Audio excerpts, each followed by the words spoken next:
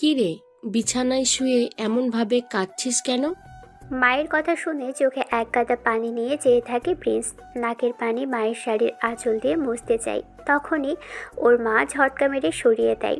Prince আম্মু বলে একবার তাকিয়ে আবারও কান্না করতে থাকে। জাইমা তার ছেলের দিকে তাকিয়ে বিরক্তি কণ্ঠে বলে, দেখ প্রিন্স, তোর জন্য একটা শাড়ির আঁচলও পরিষ্কার করে রাখতে পারি না। ভাত খেয়ে হাত মোছার জন্য তুই আমার শাড়ি ছাড়া আর কি কিছু পাস না? আবার তোর নাকে যখন সর্দি হয় সেটাও মোছার জন্য আমার শাড়িটাই বেছে নিতে হবে। আবার গোসলের পর মাথাটাও আমার শাড়ি দিয়ে মুছে নিস। শয়তান ছেলে, আমার শাড়িগুলো গামছা বানিয়ে ফেলেছে, অসহ্য। প্রিন্স কিছু না বলে কান্নার দিকে মনোযোগ দেয়। মায়ের দিকে তাকায় একটু। জাইমা প্রিন্সের দিকে তাকিয়ে বিড়বিড় করে কি যেন বলছে। প্রিন্স কাঁদতে কাঁদতে মায়ের দিকে তাকিয়ে থাকে। তাকে দেখে প্রিন্সের আম্মু বিরক্ত হয়ে বলে, আরে বাপ, কান্না কেন করছিস? মা। কি হয়েছে, কি বলবি তো? মা, আমার সাথে না। তোর সাথে না, কি বল। আমার সাথে আজ প্রভা ব্রেকআপ করে দিয়েছে। কথাটা বলে আবারও বালিশ টেনে নিয়ে কান্না শুরু করে দেয় প্রিন্স। জাহিমা প্রিন্সের কোল থেকে বালিশ টেনে নিয়ে বিছানার এক পাশে ছুঁড়ে ফেলে দেয়। প্রিন্স মায়ের দিকে তাকায়। জাহিমা কপাল ভাঁজ করে প্রিন্সের দিকে প্রচণ্ড রকম বিরক্তি নিয়ে তাকিয়ে বলে, দেখ প্রিন্স, প্রতি মাসে মাসে তোর এই আজগুবি মার্কা কথা শুনতে ভালো লাগে না। এভাবে ফুপিয়ে ফুপিয়ে কাঁদবি? ইস, বালিশ ভিজিয়ে ফেলেছিস কাঁদতে কাঁদতে। আর ব্রেকআপের গল্প তোর মাকেও বলতে হচ্ছে। বেয়াদব, একটু কম হ। কি করব? বন্ধু বলতে তুমি আছো, বান্ধবী বলতে তুমিই তো আছো। তোমাকে তো এতগুলা 40 বস্তা ভালোবাসি। চুপ, বান্দর পোলা কোথাকার, আমার সামনে থেকে যা। আম্মু, আমি ওরে ছাড়া থাকতে পারবো না। ওকে এনে দাও প্লিজ। এই নিয়ে তোর 24 বার ব্রেকআপ হলো। প্রত্যেকবার তুই একই কথা বলিস। তোর এই কথা আমার একদমই সহ্য হচ্ছে না। কতজনের ছাড়া থাকতে পারলি না রে? ধ্যাত, সবসময় সত্যি কথা বলবা না তো। সিরিয়াস হও মা। আম্মু, আমি আগের 23টার চেয়ে এই 24 নাম্বারটাকে অনেক ভালোবাসি। প্রিন্স চুপ, একদম চুপ। 23 নাম্বার ব্রেকআপের পর একই কথা বলেছিলি। 22 নাম্বারটার পর 23 নাম্বারকে অনেক ভালোবাসছিলিস। এখন আবার শুরু করেছিস? আম্মু। জাইমা রাগ করে ঘর থেকে বেরিয়ে যেতে নেয়, কিন্তু প্রিন্স তার হাত টেনে ধরে। প্রিন্স বিছানা থেকে নেমে মায়ের পা জড়িয়ে ধরে আবারও কান্না শুরু করে। জাইমা তার পা ছাড়ানোর চেষ্টা করে, কিন্তু প্রিন্স নাছোড়বান্দা, পা ছাড়তে নারাজ। মাগো, আমার কলিজাটা ফেটে যাচ্ছে। প্রভা আমাকে এভাবে ছেড়ে যাবে আমি ভাবিনি। ও আমাকে কথা দিয়েছিল আমরা একসাথে বড় হব। এখনও অন্য একটা ছেলের সাথে রিক্সায় ঘোরে। আমি নিজে তোকে দেখেছি মা। তো দেখেছিস, তাতে আমার কি? ও রিকশায় ঘোরে, তুই ভ্যানে ঘোর। আমাকে কেন বিরক্ত করছিস? তোর এই ড্রামা দেখার সময় আমার নেই। রান্নাঘরে কাজ পড়ে আছে। মা, তুমি কত নিষ্ঠুর। তোমার একমাত্র ছেলে প্রেমের ছ্যাঁকা খেয়ে মরে যাচ্ছে, আর তুমি রান্নার কথা ভাবছো? আমার কি কোনো দাম নেই তোমার কাছে? তোর দাম ওই ব্রেকআপ লিস্টের 24 নাম্বারে গিয়ে ঠেকেছে। যার প্রতি মাসে একবার করে হৃদয় ভাঙে, তার আবার দাম কিসের? যা, মুখ ধুয়ে আয়। মুখটা বান্দরের মতো লাল করে রাখছিস। আমি মুখ ধোবো না, আমি কিচ্ছু খাবো না। আমি মরে যাবো মা। মরে গেলে তখন বুঝবে এই প্রিন্স কে ছিল। তখন আমার কবরের পাশে এসে খোকা বলে ডাকলে আমি আর সাড়া দেব না। মরলে মর, আপদ বিদেয় হবে। অন্তত আমার শাড়িগুলো তো বাঁচবে। সর্দি মোছার জন্য কাউকে পাবি না তখন। জাইমা ঝটকা দিয়ে পা ছাড়িয়ে নেয় প্রিন্সের থেকে। প্রিন্স ফ্লোরে শুয়ে গড়াগড়ি খায়। সে বুঝতে পারে না কেন তার সাথে বারবার এমন হয়। প্রতিবার সে ভাবে এটাই তার শেষ ভালোবাসা, কিন্তু কয়েকদিন পর আবার নতুন কেউ জীবনে আসে। কিন্তু এবারের কষ্টটা যেন একটু বেশিই লাগে তার কাছে। মা, শোনো না, ও আমাকে ব্লক করে দিয়েছে। তুমি একটু তোমার ফোন দিয়ে ওকে কল করো না। বলো যে প্রিন্স বিষ খেয়েছে, ও ঠিক দৌড়ে আসবে। আমি এসব ফালতু কাজে নেই। তোর বাবার কানে গেলে তোকে বাড়ি থেকে বের করে দেবে। তখন বুঝবি বিষ খাওয়া কাকে বলে। বাবা তো অফিসে, তুমি শুধু একটা কল করো মা, প্লিজ। খবরদার, আমার ফোন ধরবি না। যা এখন থেকে পড়ার টেবিলে গিয়ে বস। সামনে পরীক্ষা আর তুই প্রেম করে সময় নষ্ট করছিস। প্রিন্স আবারও বালিশের উপর উপুড় হয়ে পড়ে থাকে, তাই চোখের পানি থামে না। সে মনে মনে প্রভার সাথে কাটানো মুহূর্তগুলো ভাবতে থাকে। প্রভার হাসি মাখা মুখটা বারবার তার চোখের সামনে ভেসে ওঠে। জাইমা বিরক্তি নিয়ে রুম থেকে চলে যায়। সে জানে কিছুক্ষণ পর প্রিন্স নিজেই ঠিক হয়ে যাবে এবং আবারও অন্য কারোর প্রেমে পড়বে। প্রিন্স একা ঘরে কান্নাকাটি করতে থাকে আর বলতে থাকে যে সে প্রভাকে ছাড়া বাঁচবে না। প্রিন্সের আম্মু আর কিছু না বলে চলে যান। প্রিন্স তার আম্মুর দিকে তাকিয়ে আবারও কান্না করে। যখন মা দরজার কাছে যায় তখন প্রিন্স বিছানা থেকে মাথা তুলে বলে, যাচ্ছ যাও, তবে যাওয়ার সময় টিস্যু পেপার দিয়ে যাও তো। তোমার হাজবেন্ডের ফ্রেশ টিস্যু নিয়ে আসবে প্লিজ। বান্দর ছেলে। প্রিন্সের আম্মু চলে যায়। প্রিন্স আর কি করবে? প্রেমের বিরহে কোলবালিশ জড়িয়ে শুয়ে থাকে, বিছানায় এপাশ ওপাশ করে সে, কিন্তু মন শান্ত হয় না। না, এভাবে আর ভালো লাগছে না তার। একটা স্যাড সং শুনতে হবে এখন, কিন্তু কার গান শুনবে সে তাই ভাবে। অনেক ভেবে চিনতে সে তাহিরি আঙ্কেলের গান প্লে করে।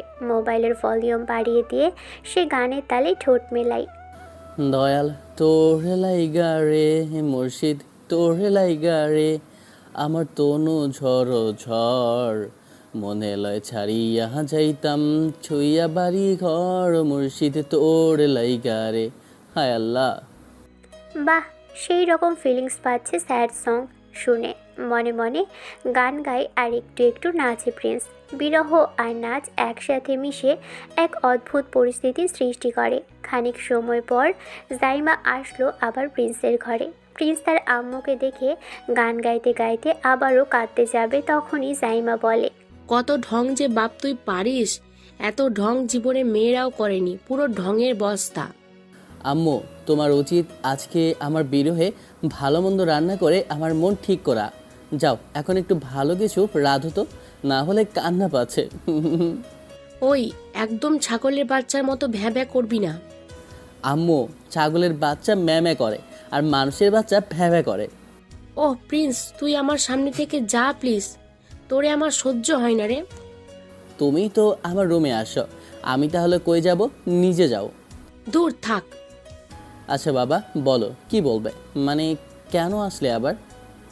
অর্কের আব্বু ফোন দিয়েছিল আগামী পরশু অহনার বিয়ে, তোর কালই গ্রামে যেতে বলেছে। আমি গ্রামে মানে ওখানে যেয়ে কি করব? আমার মনে তো রং নেই মা। কি করবি, আবার মেয়ে পটাবি হারামি? আবার? আবার নয় তো কি, 24টা গেছে, এবার 25 নাম্বার খুঁজবি। আমার ভালো লাগছে না, আমি যাব না। তুমিও তো পটাতে হেল্প করো না, আবার ছেঁকা খেলে একটু সান্ত্বনাও দাও না। চুপ, একদম চুপ। তোর রোজ রোজ কান্না শুনতে পারবো না, বিরক্ত লাগে আমার। তাই যত দ্রুত পারিস প্রেম কর। যাব না মা। আর একটা কথাও না তোর, আব্বু আসুক তারপর তোর ব্যবস্থা করছি। আরে আম্মু, এখানে আবার তোমার হিরো টাকলু খানকে আনার কি দরকার? ফাইজলামি করিস বান্দর কোথাকার। আর প্রিন্স, তোকে না বলেছি নিজের আব্বুকে টাকলু বলবি না? আরে আমি কখন আমার আব্বুকে বললাম টাকলু? আমি তো তোমার হিরোকে বলেছি। উফ, তোর মতো ফাজিল ছেলে আর দেখিনি আমি। আমার সামনে আসবি না তুই। জাহিমা ঘর থেকে বেরিয়ে যায়, কিন্তু প্রিন্স এবার আর কাঁদে না। সে আয়নার সামনে গিয়ে নিজের চেহারা দেখে। তার মনে হয় 24 নাম্বারটা চলে গেছে তো কি হয়েছে, সামনে নিশ্চয়ই আরও ভালো কেউ আছে। সে মনে মনে গ্রামের বাড়ির কথা ভাবে। সেখানে অনেক আত্মীয় স্বজন আসবে, অনেক নতুন মুখ দেখা যাবে। প্রিন্স তার আলমারি খুলে দেখতে থাকে কোন জামাটা পরে গেলে তাকে বেশি হ্যান্ডসাম লাগবে। তার বিরহ যেন নিমেষেই কর্পূরের মতো উড়ে যায়। মা শুনছো, গ্রামে যাওয়ার জন্য আমার কিন্তু নতুন একটা পাঞ্জাবি লাগবে। এই পুরনো পাঞ্জাবি পরে আমি বিয়ে বাড়িতে যেতে পারবো না। সেখানে যদি নতুন কাকে পছন্দ হয় তবে এই অবস্থায় তো সে পাত্তা দেবে না। তোর আর পাঞ্জাবি লাগবে না, যা আছে তাই নিয়ে যা। বেশি কথা বললে তোর বাবার কাছে সব বলে দেব। প্রিন্স দমে যায় না। সে জানে তার মাকে কিভাবে রাজি করাতে হয়। সে আবারও বিরহের ভান করে বিছানায় শুয়ে পড়ে আর গানের ভলিউম আরও বাড়িয়ে দেয়। প্রিন্স মনে মনে ভাবে এবার 25 নাম্বারটা যেন একদম মনের মতো হয়। সে প্রবার কথা পুরোপুরি ভুলে গিয়ে এখন নতুন স্বপ্নে জাল বুনতে শুরু করে। এসব গান ছেড়েও এবার জাইমার কোনো সারা শব্দ পায় না প্রিন্স। তাই শুয়ে শুয়ে সে অনেক কিছুই ভাবতে শুরু করে। পড়ালেখা প্রায়ই শেষ হতে চলল, কিন্তু এত পোড়া কপাল প্রিন্সের যে এ নিয়ে তার 24টা গার্লফ্রেন্ড চলে গেছে। আসলে তার ভাগ্যে কেউ 1 মাসের বেশি টিকেই না। প্রিন্স ভাবে সে অনেক ভদ্র, তো তাই সবাই তাকে ছেড়ে চলে যায়, কিন্তু সে নিজেই কাউকে ছেড়ে চলে আসে না।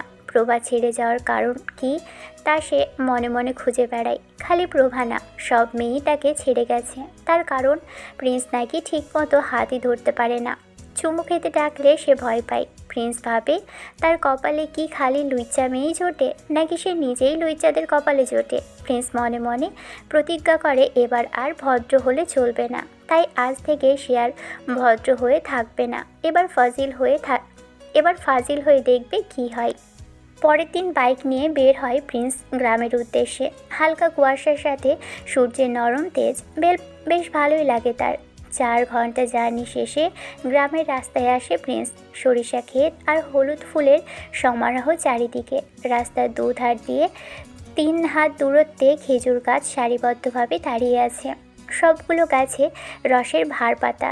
সকাল 7টার দিকে বের হয়েছিল সে, এখনও কুয়াশা কাটেনি। প্রিন্স বাইক থামিয়ে দাঁড়ায়। ব্যাগ থেকে ক্যামেরা বের করে রাস্তাটার ছবি তুলে নেয় সে। কি সুন্দর দৃশ্য দেখে তার মনটাই ভালো হয়ে যায়। সরিষা ফুলের ছবি আর রসের হাড়ির ছবি, এমনকি আখ ক্ষেতের ছবিও তুলে দাঁড়িয়ে থাকে সে। মুখে কালো রঙের মাস্ক আর চুলগুলো নাক অবধি লম্বা প্রিন্সের। চোখের উপর থেকে চুল সরিয়ে ক্যামেরায় চোখ দিয়ে ছবিগুলো দেখছে সে। হঠাৎ গাড়ির বিরাট হর্নের শব্দ শুনতে পেয়ে চমকে গিয়ে পিছনে তাকায় প্রিন্স। লাগাতার গাড়ির হর্ন বেজে চলেছে। প্রিন্স চিল্লিয়ে বলে, ওই ছাগল, এতবার হর্ন বাজার জন্য লাগে? হর্নের গতি আরও বাড়ে। প্রিন্স রেগে গিয়ে সোজা গাড়িতে একটা থাবা দেয়। তখনই কতগুলো মেয়ে গাড়ির ভিতর থেকে নামে। ওরে বাপরে, এত শীত না চাইতেও যেন কুয়াশা হাজির। প্রিন্স মনে মনে বলে, মেরা মন মে লাড্ডু জিলাপি রসমালাই ফুটা হ্যায়, মেরা দিল কা লাড্ডু ফুট গয়া হ্যায়। একটা মেয়ে রেগে প্রিন্সকে বলে, এই ছাগল কাকে বললেন? হ্যাঁ, চেনেন আমাদের? মেরে আপনার নাকের বদনা উড়িয়ে দেবো। বাপরে, কি ডেঞ্জারাস মেয়ে, ভাবে প্রিন্স। সে একটা ঢোক গেলে ঝাড়ি দিতে যাবে, তখনই খেয়াল করে একটা হেব্বি দেখতে মেয়ে গাড়ি থেকে নামলো। চোখে পাওয়ার চশমা আর মাথায় লেডিস উইন্টার টুপি। মেয়েটা চিকন নয়, কিছুটা মোটা, তবে একেবারে মোটাও না। এই মেয়েটা দেখতে একদমই অন্যরকম। প্রিন্স হাঁ করে তাকিয়ে আছে মেয়েটার দিকে। মেয়েটা বাইরে বের হয়ে সরিষা ক্ষেতের দিকে তাকিয়ে আছে। এই মেয়েটাই হলো মায়া। মায়া মনে হয় এর আগে এমন দৃশ্য দেখেনি। সামনে দাঁড়িয়ে থাকা অন্য মেয়েগুলো প্রিন্সকে ঝাড়ি দিতে থাকে, কিন্তু সেদিকে কোনো হুঁশ নেই তার। একটা মেয়ে প্রিন্সের বাইকের দিকে যেতে থাকে। প্রিন্স ঘুরে তাকাতেই দেখে তার বাইকটা রাস্তার মাঝখানে রয়ে গেছে। তার মানে দোষটা আসলে তারই। প্রিন্স দ্রুত গিয়ে বাইক সরিয়ে নিয়ে মেয়েদের দিকে তাকিয়ে বলে, সরি, আসলে আমি খেয়াল করিনি। মায়া নামের ওই মেয়েটা চুপচাপ আবার গাড়ির ভিতরে গিয়ে বসে। প্রিন্স এক দৃষ্টিতে তাকিয়ে থাকে মায়ার দিকে, তারপর গাড়িটা চলে যায়। প্রিন্সের বুকের ভিতরটা ঢিপ ঢিপ করছে। সে দ্রুত জাইমাকে কল দেয়। হ্যাঁ বাবা, পৌঁছেছিস? অর্কের মাকে ফোনটা দে তো, কথা বলবো। হেই আম্মু, 25 নাম্বার পেয়ে গেছে। এইটাই ফাইনাল মা, এইটাকেই তোমার বৌমা বানাবো। এই দিয়ে তোর কয়টা ফাইনাল হবে বলতো? তোর যতবার ফাইনাল হয়েছে এতবার রোনালদোও ফাইনাল ম্যাচ খেলেনি। ধরো, তুমি কই একটু মনোবল বাড়াবা তা না। তুমি মা নামের শত্রু, তুমি আমার মা না। আমাকে কুড়িয়ে আনছিলা বললেই হয়। হ্যাঁ, তুই ডাস্টবিনের পাশে পড়েছিলি তাই কুড়িয়ে আনছিলাম, বদমাইশ। ইস ছি, মুখের ওপর এসব আবার বলেও দিলা। যাও, ব্রেকআপ তোমার সাথে। আর কখনো তুমি আমাকে কল মেসেজ করবা না। যদি কল মেসেজ করেছো তাহলে সোজা ব্লক দিব, বলে দিলাম। আচ্ছা, তোকে যা গিফট দিচ্ছি সব ফেরত দে হারামি, তারপর তুইও কল মেসেজ করবি না। সব আমার টাকলো বাবার টাকা কেনা। তবে রে। প্রিন্স ফোনটা কেটে দিয়ে হাসতে থাকে। তার মাথার ভিতর এখন শুধু ওই চশমা পরা মায়া নামের মেয়েটারই ছবি ঘুরছে। সে মনে মনে ভাবে এই মেয়েটাকে পটাতে পারলে তার জীবনের সব ব্রেকআপের দুঃখ মিটে যাবে। প্রিন্স আবারও বাইক স্টার্ট দেয় আর মায়াকে পুনরায় দেখার আশায় গ্রামের দিকে রওনা দিল। ফোন কেটে দেয় প্রিন্স। মায়ের সাথে তার ঠিক এমনই খুনসুটি আর ভালোবাসার সম্পর্ক। হাত ঘড়ির দিকে তাকায় সে। দুপুর 1টা বাজছে। মনে মনে বলে, ধুর, জলদি যেতে হবে। অর্ক কয়েকবার কল করেছে ইতোমধ্যেই। অতঃপর অনেক পথ পাড়ি দিয়ে বিয়ে বাড়িতে চলে আসে প্রিন্স। পুরো বাড়ি মানুষে গিজগিজ করছে, উৎসবের আমেজ চারিদিকে। অর্ক প্রিন্সকে একটা রুমে নিয়ে আসে। প্রিন্স ফ্রেশ হয়ে কিছু খাবার খেয়ে নেয়। শরীরটা বেশ ক্লান্ত, তাই বিছানায় একটু শুয়ে থাকে সে। বেশ কিছু সময় পার হয়ে যায়, ততক্ষণে বিকেল হয়ে গেছে। অর্ক রুমে এসে উকি দেয়। প্রিন্স ভাই বাইরে চলো না। হুর, ভালো লাগছে না, তুই যা। আরে ভাই চলো না, বিকেলে ওইভাবে শুয়ে আছো। অহনার বান্ধবীরা আছে আর ওর শ্বশুর বাড়ি থেকে মেয়েরা আসছে অহনাকে দেখতে। চলো না, দেখে আসি। সত্যি মেয়েরা আসে? সবই সুন্দর তো? বেড়া লজ্জা। কি রে, কিছু বললি? না না, চলো এখন। যা, রেডি হয়ে আসে। দৌড়ে ওয়াশরুমে যায় প্রিন্স।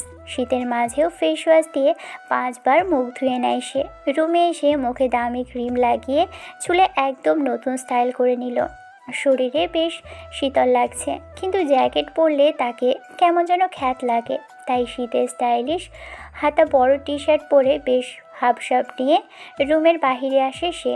হবু 25 নাম্বার গার্লফ্রেন্ড পটাতে যাওয়ার আগে মাকে একটা ফোন করে দোয়া চাওয়া দরকার বলে মনে করে প্রিন্স। মাকে ফোন দেয় সে। কয়েকবার রিং হওয়ার পর জাহিমা ফোন ধরেন। হ্যাঁ মা। কি রে, ব্রেকআপের পর ফোন দিছিস কেন? রাখো তো তোমার বেকআপ, মেয়ে পটাতে হবে, দোয়া করে দাও। দিলাম দোয়া করে, খাবি? শরত, রাখলাম। ঝটপট ফোন কেটে দেয় প্রিন্স। অর্ঘ চলে আসে তার কাছে। অর্ঘের সাথে বাড়ির উঠোনে আসে সে। কাল অহনার বিয়ে, এজন্য বাড়িতে বেশ ফুল দিয়ে সাজানো হচ্ছে। প্রধান গেটটাও বেশ সুন্দর করে সাজানো হচ্ছে। অহনা আর অর্ঘ 2 ভাই বোন। এরা প্রিন্সের মেজো চাচার ছেলে মেয়ে। প্রিন্সের বাবা শহরে বিজনেসের কারণে স্থায়ীভাবে থাকে। গ্রামেও তাদের পৈতৃক অনেক জমি আছে, তবে শহরে ব্যস্ততার কারণে খুব একটা আসা হয় না তাদের। গ্রামেই তাদের মূল পরিবার আর ভিটেমাটি। অহনার বিয়ে উপলক্ষেই এই অনেক দিন পর গ্রামে আসা। প্রিন্স শুনেছে অহনার নাকি অনেক দূরের এলাকাতে বিয়ে হচ্ছে, পাশের জেলাতে আর কি। অনেক দূরে অহনার শ্বশুরবাড়ি হওয়াতে মেজো চাচাকে বলে ছেলেপক্ষের কয়েকজন লোক আগেই অর্কদের বাড়িতে চলে এসেছে। পুরো বাড়ি ভর্তি এখন লোকজন, বিশেষ করে মেয়ে গেস্টের সংখ্যা অনেক বেশি। সদ্য ব্রেকআপ হওয়া ছেলের সামনে এতগুলো মেয়ে থাকতে কি আর ব্রেকআপের কথা মনে থাকে? প্রিন্স বুক ফুলিয়ে হাঁটছে আর এদিক ওদিক তাকিয়ে মেয়ে দেখছে। তার চোখ যেন কাউকে খুঁজছে। হঠাৎ করে কারো গায়ের সাথে জোরে ধাক্কা খায় সে। সাথে সাথে শুনতে পায় একটা তীক্ষ্ণ চিৎকার। আও, এই ছেলে চোখে দেখেন না নাকি?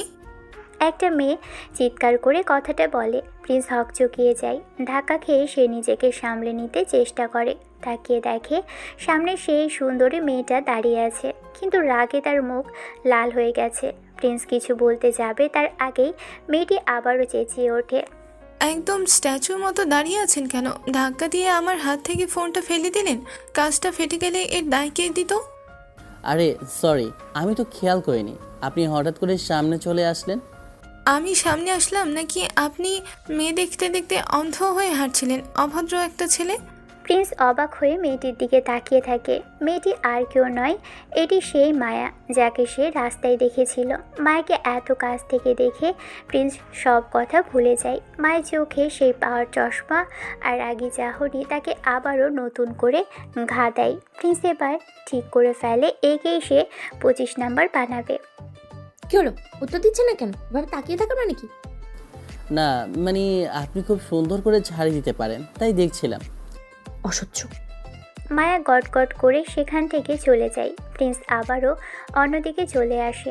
ঠান্ডার ভিতরে বেশ ভাবসাব নিয়ে চারিদিকে ঘুরে বেড়াচ্ছে প্রিন্স। এখন তো তার গা নয়, পুরো বডির হাড় কাঁপা শুরু করে দিয়েছে। প্রিন্স কাঁপছে আর হাঁটছে। ঠিক তখনই আবারও কারোর সাথে তার জোরে সোরে সংঘর্ষ হয়। প্রিন্স ঘুরে তাকাতেই হা হয়ে গেল। ভাগ্যিস শীতের সময় মাছি ওড়ে না, নয়তো ওর মুখের ভিতরে মাছি ঢুকে যেত। যাই হোক, প্রিন্স সামনে তাকিয়ে চমকে ওঠে। সে পুরোপুরি শকড, হাবার মতো সামনে তাকিয়ে হা হয়ে থাকার কারণ উদ্ঘাটন করতে গিয়ে সে কথা হারিয়ে ফেলেছে। সেই মেয়ে 10 মিনিট আগে যার সাথে ধাক্কা লাগলো, সামনে একটা গোল গোল চশমা পরা মেয়ে রাগে নাক লাল করে দাঁড়িয়ে আছে। প্রিন্স ভালো করে দেখে, আরে এটা তো সেই মোটকুটা, মানে মোটাও না চিকনও না, কিন্তু তবুও মনে মনে তাকে মোটকু বলে সম্বোধন করে প্রিন্স। মেয়েটার মুখটা গোলগাল, সাথে গোল ফ্রেমের চশমা, ঘন কালো চুল আর অ্যাশ কালারের বোরকা ও স্কার্ফ পরা। প্রিন্স ভাবে, এটা কি হলো ভাই? দিনের বেলাতে দেখলো চুলগুলো খুলে ভাব নিয়ে প্রকৃতি দেখছে, এখন সন্ধ্যার আগে বোরখা কিসের? আবার একটু আগে কথা শোনালো।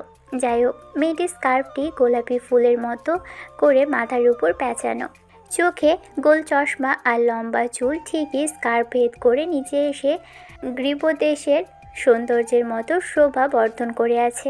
প্রিন্স হা হয়ে তাকিয়ে থাকে। ক্রাশের বস্তা যেন কখন তার ফুল হয়ে উপচে পড়তে শুরু করেছে, আর তার মনের ড্রাম থেকে সে খেয়ালও মোটেও করেনি। প্রিন্স অবাক হয়ে চেয়ে থাকে। যতবার দেখছে ততবারই সে শিহরিত হচ্ছে মেয়েটার মায়াবী চেহারার উপরে। কিন্তু তখনই মায়া ঝাড়ি দিয়ে বলে, কি ছেলে আবার কি? হ্যাঁ, ওই জীবনে কি কাউকে দেখেননি? এভাবে তাকিয়ে আছেন কেন? তাও আবার নিজের থেকে এসে ধাক্কা দিয়ে সরিও বলছেন না। আহ কি কষ্ট! প্রিন্সের মনে হয় যেন কোকিলের বাচ্চা আজকে পয়দা হয়ে কাকের মতো ম্যাও ম্যাও করছে। ধুর, কি বলছে সে? নিজের মনেই নিজেকে সংশোধন করে প্রিন্স। ন্যাকামো মানাচ্ছে না তার সাথে। এখন ক্যারেক্টার পাল্টাতে হবে তাকে। ভদ্র হলে মেয়েরা ব্রেকআপ করে। তার 24টা গার্লফ্রেন্ড তো এসবের জন্যই গেছে, আর ভদ্রতা দেখাবে না সে। প্রিন্স এবার লেজ কাটা সিংহের মতো গর্জন করে বলে, এই যে মিস, আপনি চোখে দেখেন না? আপনি কানা নাকি? চোখের উপরে তো আরও দুটো চোখ লাগিয়েছেন, তবুও সুন্দর সুদর্শন ছেলে দেখে কাছে আসার ধান্দা। তখনই কিছু বলিনি, এবার আর ছাড় নয়। এই ছেলে, এই আমি কানা? কে আসছে আগে এখানে? তখনও এমন করছেন? যেই আসুক, আপনি কানাই তো। চুপ! ওই জানেন আমি কি? জানি তো, চশমা আলী কানির সুন্দরী হানি। বলছি, একটা ছবি তুলতে দিবেন? মানে কেন? আমার আম্মাকে দেখেই বলবো তার বৌমা। শাট আপ বেয়াদব! চশমা আলী কানি কোথাকার। উফ, অসহ্য! মায়ের রাগে গজগজ করতে করতে সেখান থেকে গটগট করে চলে যায়। প্রিন্স তার যাওয়ার পথের দিকে তাকিয়ে মুচকি হাসে। তার মনে হয় এবার কাজ হবে। বেশি ভদ্র সেজে কোনো লাভ নেই। মায়ের মতো মেয়েদের একটু রাগিয়ে না দিলে লাইনে আনা যাবে না। প্রিন্স তার চুলের স্টাইলটা একবার ঠিক করে নেয়। শীতের কাঁপুনিটা এখন আর তাকে কাবু করতে পারছে না। মায়ের রাগী চেহারা ঝিলিক যেন তার শরীরে গরম রক্তে স্রোত বইয়ে দিচ্ছে। মেয়েটা প্রিন্সের সামনে থেকে চলে গেছে অনেকটা আগেই, কিন্তু সে গেল তো গেল, প্রিন্সের মনটা সাথে করে নিয়ে চলে যায়। প্রিন্স বিড়বিড় করে বলে, হুর, এই কারণেই লাইলাবি বলেছিল শালার নারীর কাছে পুরুষ বন্দি ঘোড়ায় 18 মাস। প্রিন্স যেন আসলেও মায়ের মায়ায় বন্দি হয়ে গিয়েছে। মেয়েটা দেখতে তো পুরোই ঝাক্কাস, কিন্তু তার মেজাজখানার রূপের থেকেও বেশি কড়া। প্রিন্স একা একাই বিড়বিড় করে মেয়েটাকে নিয়ে কথা বলতে থাকে। মায়া সোজা অহনার রুমে চলে যায়। প্রিন্স বোকার মতোই তাকিয়ে থাকে সেদিকে। মনে মনে ভাবে, অহনা বোন কোথায় তুই? প্রিন্স অহনার রুমের দিকে যাবে, তখনই অর্ক এসে বাধা দেয়। কি ভাইয়া, কি হলো? ওদিকে কই যাও? চলো বাইরে যাব। রাখ তোর বাইরে যাওয়া, আগে বল ওই মেয়েটা কে রে? কোন মেয়েটা? আরে একটু আগেই যার সাথে কথা বলছিলাম, চোখে 10 ইঞ্চি ডিসপ্লের মতো চশমা লাগানো। ও, মেয়েটার নাম মায়া। মায়া? প্রিন্স আর মায়া, নামটা কি ওপর থেকে সেট করা নাকি? তুমি ভালো হবে না ভাইয়া, মেয়ে দেখলে সব তোমারই হয়। চুপ থাক। মায়া বুঝলাম, কিন্তু সে কে? মানে তোর কি হয়? আরে ও আমার খালাতো বোন, মানে তোমার মেঝো আম্মু, মানে আমার মায়ের বোনের মেয়ে। বান্ধবীদেরকে নিয়ে এসেছে আজকে দুপুরে। ও, এটা কি সেই মায়া? হ্যাঁ, যাকে তুমি ছোটবেলায় চুমু খাইতে গিয়ে কামড় দিয়েছিলে গালে। ইস ভাই, ওরে সামনে নিয়ে আয়, আর কামড় দেব না, এবার সত্যি চুমো খাবো। কি বলো ফাজিল বেড়া? অর্ক, মায়া আগে তো এমন ছিল না, হুট করে এত সুন্দর হলো কি করে রে? জিজ্ঞাসা করিস তো। কি জিজ্ঞেস করবা? অর্ক প্রিন্সের হাত ধরে টেনে নিয়ে যায়, কিন্তু প্রিন্সের মনটা মায়ের কাছে পড়ে থাকে। সন্ধ্যার সময় চাচাদের আরও অনেক গেস্ট বাড়িতে আসে। প্রিন্সকে না জানিয়েই তার আপু আর আম্মু বাড়িতে হাজির হয়। প্রিন্স মনে মনে ভাবে, কি ফাজিল আমার আম্মা, তার মা বাবা দুজনে উইকেন্ডে ঘুরতে যায়, কিন্তু তাকে জানায় না। মা বাবাকে আর বাবা মাকে খাইয়ে দেয়, অথচ মাঝখানে প্রিন্স না খেয়ে বসে থাকলে কেউ একটু দেখেও না। বাড়িতে ঢুকে সারা জায়গাতে মায়াকে খুঁজে বেড়ায় প্রিন্স। না, আর শীত সহ্য করা যাচ্ছে না।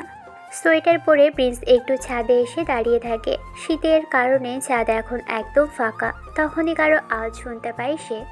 তুই এখানে, আর আমি সারা বাড়ি তোকে তন্ন তন্ন করে খুঁজছি। প্রিন্স ঘুরে তাকায়, তার মা জাহিমা সামনেই দাঁড়িয়ে আছে। প্রিন্স মাকে বিশেষ পাত্তা দেয় না। জাহিমা প্রিন্সের দিকে কপাল কুঁচকে তাকিয়ে বলে, চুপ করে আছিস কেন? কি হয়েছে তোর? আম্মু ক্রাশ আর বকা দুটোই খেয়েছি। মানে কি বলছিস এসব? একটা মেয়ের উপর ক্রাশ খেয়েছি, আর সেই মেয়ের থেকে বকাও খেয়েছি।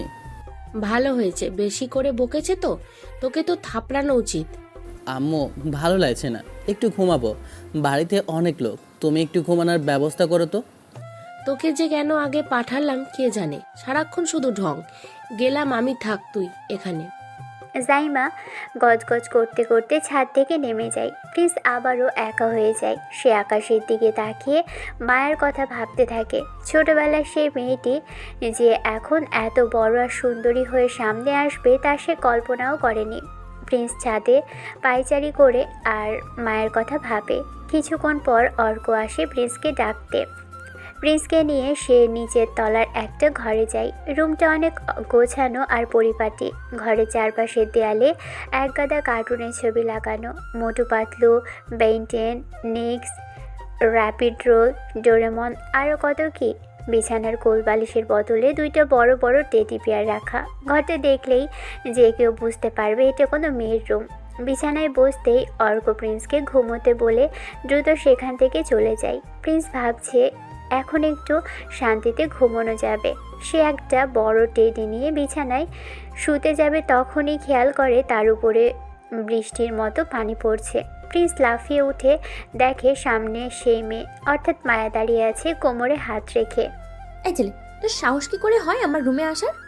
আমি এত কষ্ট করে এই রুমটা ম্যানেজ করলাম। বাড়িতে আমার রুমের মতো এই রুমটা তৈরি করেছি সেই দুপুর থেকে। অনেক কষ্ট করে গাড়িতে করে এই বড় টেডিগুলো এনেছি যাতে যাতে করে আমার ঘুমাতে অসুবিধা না হয়। আর তুই এসেছিস আমার রুম দখল করতে? আমার রুমে আমি কাউকেই আসতে দিই না। আর তুই বাদর ছেলে, বেরো এখানে থেকে বলছি। আরে এই মেয়ের সমস্যা কি ভাবে প্রিন্স। মেয়েটা কি তাকে চিনতে পারছে না? প্রিন্স মনে মনে ভাবে চিনবে কি করে, তখন তো তার বয়স মাত্র 4-5 বছর, আর মায়াও তখন ছোট। মানে বয়সে একটু বড় হলেও সে সময় তো আর সব কিছু মনে থাকবে না। কিন্তু মেয়েটা তো দেখি প্রচণ্ড ঝাড়িবাজ। প্রথমে ঝাড়ি দেয় আর এখন সরাসরি তুই তুকারি শুরু করে দিয়েছে। রুমে এসেছে বলে কি এমন তুই তুই করে বলতে হবে? ভালোভাবে বললেই তো প্রিন্স চলে যেত। প্রিন্স কপাল কুঁচকে মায়ের দিকে তাকিয়ে বলে, না মানে আমি ঘুমাবো তো, তাই এই রুমে আসি। আমাকে এখানেই থাকতে বলা হয়েছে। ঘুমাবি তো আমার রুমে কেন? আর কি বাড়িতে কোনো ঘর নেই? যাস না কেন এখনো? দাঁড়িয়ে আছিস কেন এখানে? আসলে বাড়ির সব ঘরেই লোকজনে ভরা, তাই অর্ক আমাকে এই ঘরে নিয়ে এসেছে। আমি এখানেই ঘুমাবো আজ। আমার রুম থেকে যা বলছি। এখানে আসার আগে আমি এই রুমে বুকিং দিয়ে এসেছি, না হলে আসতাম না। এখন এটা আমার পার্সোনাল রুম, বেরো এখনই। কেন আমি যাব কেন? আমি আজ এখানেই ঘুমাবো। আপনি যান এখন। ফালতু কথা বলে বিরক্ত করবেন না তো। দেখ বান্দর মার্কা ছেলে, তুই আমার সামনে থেকে যা, না হলে তোর খবর আছে। আমাকে চিনিস না তুই। আরে বাবা, এই মেয়ে তো দেখি দারুণ ঝগড়াটে। চোখে চশমা পরা মেয়েগুলোকে প্রিন্স ভেবেছিল খুবই কোমল প্রকৃতির হবে, কিন্তু এখন তার মনে হচ্ছে সব চশমাওয়ালি হলো এক একটা ঝগড়ার টিপ্পা। মায়ের রাগ করে এক বালতি পানি আনতে যায়। প্রিন্স বুঝতে পারে মেয়েটা আবার তাকে ভেজাবে।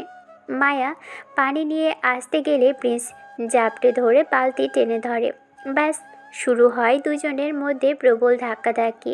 এক পর্যায়ে প্রিন্সের ধাক্কায় মায়া ছিটকে গিয়ে দেয়ালের কোণায় ধাক্কা খায়। মায়ের কপালে সামান্য একটু কেটে যায় আর সেখান দিয়ে সামান্য রক্ত বের হয়। ব্যাস, আর যায় কোথায়? মায়া চিৎকার করে সারা বাড়ি মাথায় তোলে। ও মা গো, খালাগো, বাড়ির সবাই গো, আমাকে মেরে ফেললো গো।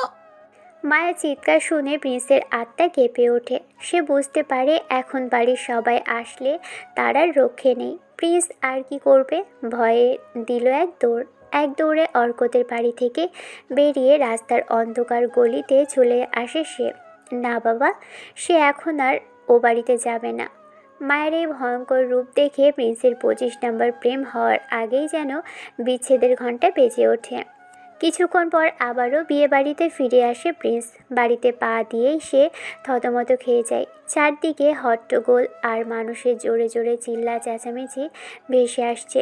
ভিড়ের মাঝখান থেকে কেউ একজন বেশ জোরেই ফুপিয়ে ফুপিয়ে কান্না করছে। প্রিন্স দাঁড়িয়ে পড়ে আর মনে মনে ভাবে, ব্যাপারটা কি? কিছুই তো বুঝতে পারছি না। মায়া তো খুব সামান্য লেগেছে, তাহলে এই কান্নার রহস্য কি? বিয়ে বাড়িতে কান্না, তাও আবার এমনভাবে? প্রিন্স উৎসুক হয়ে সামনে এগিয়ে আসে। হঠাৎ ভিড়ের মাঝখান থেকে কেউ একজন গর্জে ওঠে। মায়া মা, তুই শুধু নাম বল, কে তোকে ধাক্কা মেরে কপাল ফাটিয়ে দিয়েছে? ওর হাড় গোড় সব আজকে আমি ভেঙে ফেলবো। কে সে? তুই কি চিনিস তাকে? কথাগুলো শুনে প্রিন্স নিজেই বিষম খেয়ে জোরে কেসে ওঠে, কারণ এই ভয়ঙ্কর কথাটি তার নিজের আম্মু জাহিমা বলেছে। আর যাকে উদ্দেশ্য করে বলেছে সে হলো মায়া। প্রিন্স মনে মনে ভাবে, যাকে নিয়ে এত বিচার বসছে সেই মহামান্য ভদ্র ছেলেটাই তো আমি যে মায়ের কপাল ফাটিয়েছি তা এখন প্রকাশ পেলে কী যে হবে। প্রিন্স দীর্ঘশ্বাস ফেলে ভাবে, কি মাইন্ডকা চিপায় পড়লাম, ধুর, ভালোই লাগে না। এমন সময় মায়া ফুপিয়ে কাঁদতে কাঁদতে বলে ওঠে, আরে না না আন্টি, আমি ঠিক আছি, কিছু করতে হবে না আপনার। প্রিন্স আর চোখে দাঁড়িয়ে মনে মনে বলে, আরে ভাই, ঠিক আছিস তো? ভ্যাবা করে সবার সামনে এতক্ষণ ধরে কান্নার কি আছে? এখন যদি মায়া নাম বলে দেয় যে প্রিন্স সব করেছে, তাহলে যে কি একটা কেলেঙ্কারি হবে তা ভেবেই প্রিন্সের হাত পা ঠান্ডা হয়ে আসে। আর তার আম্মু হয়েছে একজন মহাদরদি। এদিকে তার নিজের ছেলে প্রেমের শোকে পাথর হয়ে আছে, সেটা তার চোখেই পড়ছে না। মায়ের কথা শুনে জাইমা আবার বলে, কিছু না মানে কি বলছিস মা? যে তোর কপাল ফাটিয়েছে তারে কিছু না করেই আমি ছেড়ে দিব?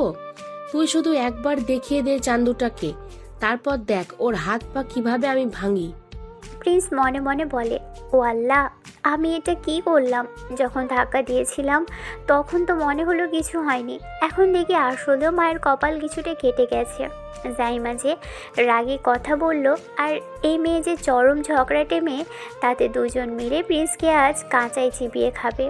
বিয়ে বাড়িতে কি একটা কাণ্ড হয়ে গেল ভাবে প্রিন্স। সে নিজের মনে আফসোস করে, কেন যে সেই বিয়ে বাড়িতে আসলো। পরিবেশ কিছুটা ঠান্ডা হলে, বিশেষ করে মায়া যখন তার ঘরে চলে যায়, তখন প্রিন্স মাথা নিচু করে চোরের মতো আম্মুর ঘরের দিকে যায়। সে ঘরে ঢুকে ধপ করে বিছানাতে বসে পড়ে। প্রিন্স বিছানায় বসা মাত্রই জাইমা দৌড়ে ঘরে এসে হাজির হন। প্রিন্স ভয়ে একবার বড় করে ঢোক গেলে আর আম্মুর দিকে তাকিয়ে থাকে। সে ভাবে জাইমা হয়তো এখনই তার গালে কষিয়ে চড় দিবে আর অনেক বকাবকি শুরু করবে। প্রিন্স মনে মনে সব কিছুর জন্যই প্রস্তুতি নিয়ে নেয়। তখনই জাইমা অদ্ভুত সুরে বলে, আরে প্রিন্স, তুই কোথায় ছিলি এতক্ষণ? কে? ও আম্মু। কেন আম্মু, কি হয়েছে? আরে আর বলিস না, একটা কাণ্ড হয়ে গেছে। আচ্ছা, তাহলে বলছি না কিছু। আরে গাধা, মায়া আছে না আমাদের? তোমাদের মায়া মানে কে সে? আমি চিনি না তো। আরে ইডিয়েট, মেজো বউয়ের বোনের মেয়ে। জন্মের পর থেকে সে এখানেই বড় হয়েছে, তোর থেকে 1 বছরের বড়। 5 বছর হয়েছে সে সিঙ্গাপুর থাকছে, এখন আবার একেবারে চলে এসেছে এখানে। আসলে ওর মা নেই তো, তাই মেজো বউ ওকে নিজের কাছে এনে রাখছিল আর পড়াশোনার জন্য সিঙ্গাপুর পাঠায়। বুঝেছিস এখন? তোর কি কিছুই মনে নেই? একবার ছোটবেলায় সে তোর গালে চুমু দিছিল আর তুই সেটার জন্য রেগে ওর গালে জোরে কামড় দিছিলি। সেই মায়া মনে পড়েছে এবার? ও আচ্ছা, তো তাতে কি হয়েছে এখন? আরে যা বলছিলাম আগে শোন। মায়াকে নাকি কে মাথা ফাটিয়ে দিয়েছে। মাথা নাকি? কপাল তো তাও তো খুব সামান্য। কিন্তু তোকে তো আমি ভিড়ের ভিতরে দেখিনি। তুই জানিস কি করে সে সামান্য লেগেছে? মানে না, আসলে তোমরা তো ওটা নিয়েই বাইরে অনেক বকবক করছিলাম, তাই শুনেছি আর কি। ও, বেটাকে একবার যদি পায় না, তবে ওর খবর আছে কে যে এমন পাষণ্ড কাজটা করেছে। ধুরো, থামো তো। অন্যের জন্য তোমার অনেক দরদ উতলে পড়ছে। মানুষ মানুষের নিয়ে এত ভালোবাসা আমার একদম ভালো লাগে না। জাইমা প্রিন্সের দিকে আর চোখে তাকাতে থাকে। প্রিন্স বুঝতে পারে তার আম্মু মনে হয় কিছু একটা সন্দেহ করছে। রাত 10টা বাজে। বিয়ে নিয়ে বাড়িতে প্রচুর কাজ করছে সবাই। উৎসবের আমেজ চারিদিকে ছড়িয়ে আছে। এদিকে প্রিন্সের পেটে ক্ষুধার চড়া সুর বাজছে, কিন্তু কারো কোনো খেয়াল নেই তাকে নিয়ে। অবশ্য একটু আগেই সে হালকা করে কিছু একটা খেয়ে নিয়েছে, কিন্তু এখন আবার নতুন করে ক্ষুধা লাগছে তার। প্রিন্স অর্ককে ডাকে। অর্ক তড়িঘড়ি করে প্রিন্সের সামনে আসে। কনকনে শীতের ভিতরেও ছেলেটা ঘেমে একাকার হয়ে গেছে কাজ করতে করতে।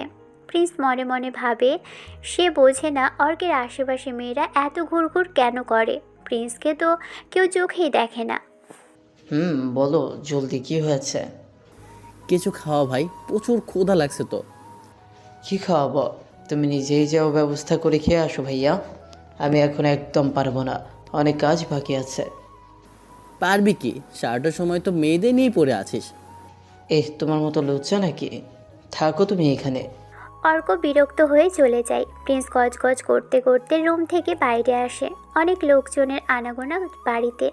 ঘুরতে ঘুরতে প্রিন্সের চোখ যায় মায়ের ঘরের দিকে। ঘরের ভিতরে টেবিলে কি যেন ঢাকা আছে একটা সুন্দর ঢাকনা দিয়ে। প্রিন্স দরজার কাছে গিয়ে উকি মেরে দেখে ঘর একেবারে ফাঁকা। সে পা টিপে টিপে টেবিলের কাছে যায়। প্লেটে ঢাকনা তুলতেই প্রিন্স দেখে কতগুলো ফুচকা একদম রেডি করে সাজিয়ে রাখা আছে। আহা, লোভনীয় দৃশ্য দেখে প্রিন্স কি আর পাইকে। সে কোনো কিছু না ভেবেই গপাগপ খাওয়া শুরু করে। কয়েক মিনিটের ভিতরেই সব ফুচকা শেষ করে ফেলে সে। খাওয়া শেষ করে যখনই একটা লম্বা ঠেকুর তুলে, তখনই পিছন থেকে কারো গগন বিদারী চিৎকার শুনতে পায় প্রিন্স। এই এই শয়তান ছেলে! প্রিন্স চমকে ওঠে। যে চিৎকার দিয়েছে সে আর কেউ নয়, মায়া। প্রিন্স ঘুরে তাকায়। তার দিকে প্রচণ্ড রাগী দৃষ্টিতে তাকিয়ে আছে মায়া। প্রিন্স ভাব নিয়ে এমন এক মুড দেখায় যেন কিছুই হয়নি। সে নির্বিকার ভঙ্গিতে বলে, কিছু বলবেন? এমন অভদ্রের মতো চিৎকার করছেন কেন আপনি? তুই আমার ফেভারিট ফুচকা খেয়ে ফেললি কেন? তোরে আমি এবার খুন করেই ফেলবো। আপনার ফুচকা? কিন্তু নাম তো লেখা ছিল না এটাতে। টেবিলে পেয়েছি তাই খেয়েছি। খাওয়াচ্ছি তোর মজা, তোকে আমি আজ দেখে নেব। কথাটা বলেই মায়া তার চোখের চশমাটা একবার ঠিক করে নেয়। সে পাগলের মতো রুমের এদিক ওদিক তাকিয়ে কিছু একটা খোঁজার চেষ্টা করছে, আর রাগে কাঁপতে কাঁপতে প্রিন্সকে বলে, তোকে এখন খুন করব আমি। তোর কত বড় সাহস, তুই আমাকে ধাক্কা দিয়ে কপাল ফাটিয়েছিস, আবার আমার কষ্টে বানিয়ে আনা ফুচকা খেয়েছিস। এবার তোর খবর আছে, অনেক খারাপ আছে এবার। কি কি কি করবেন? একদম কাছে আসবে না বলে দিলাম। দেখাচ্ছি মজা।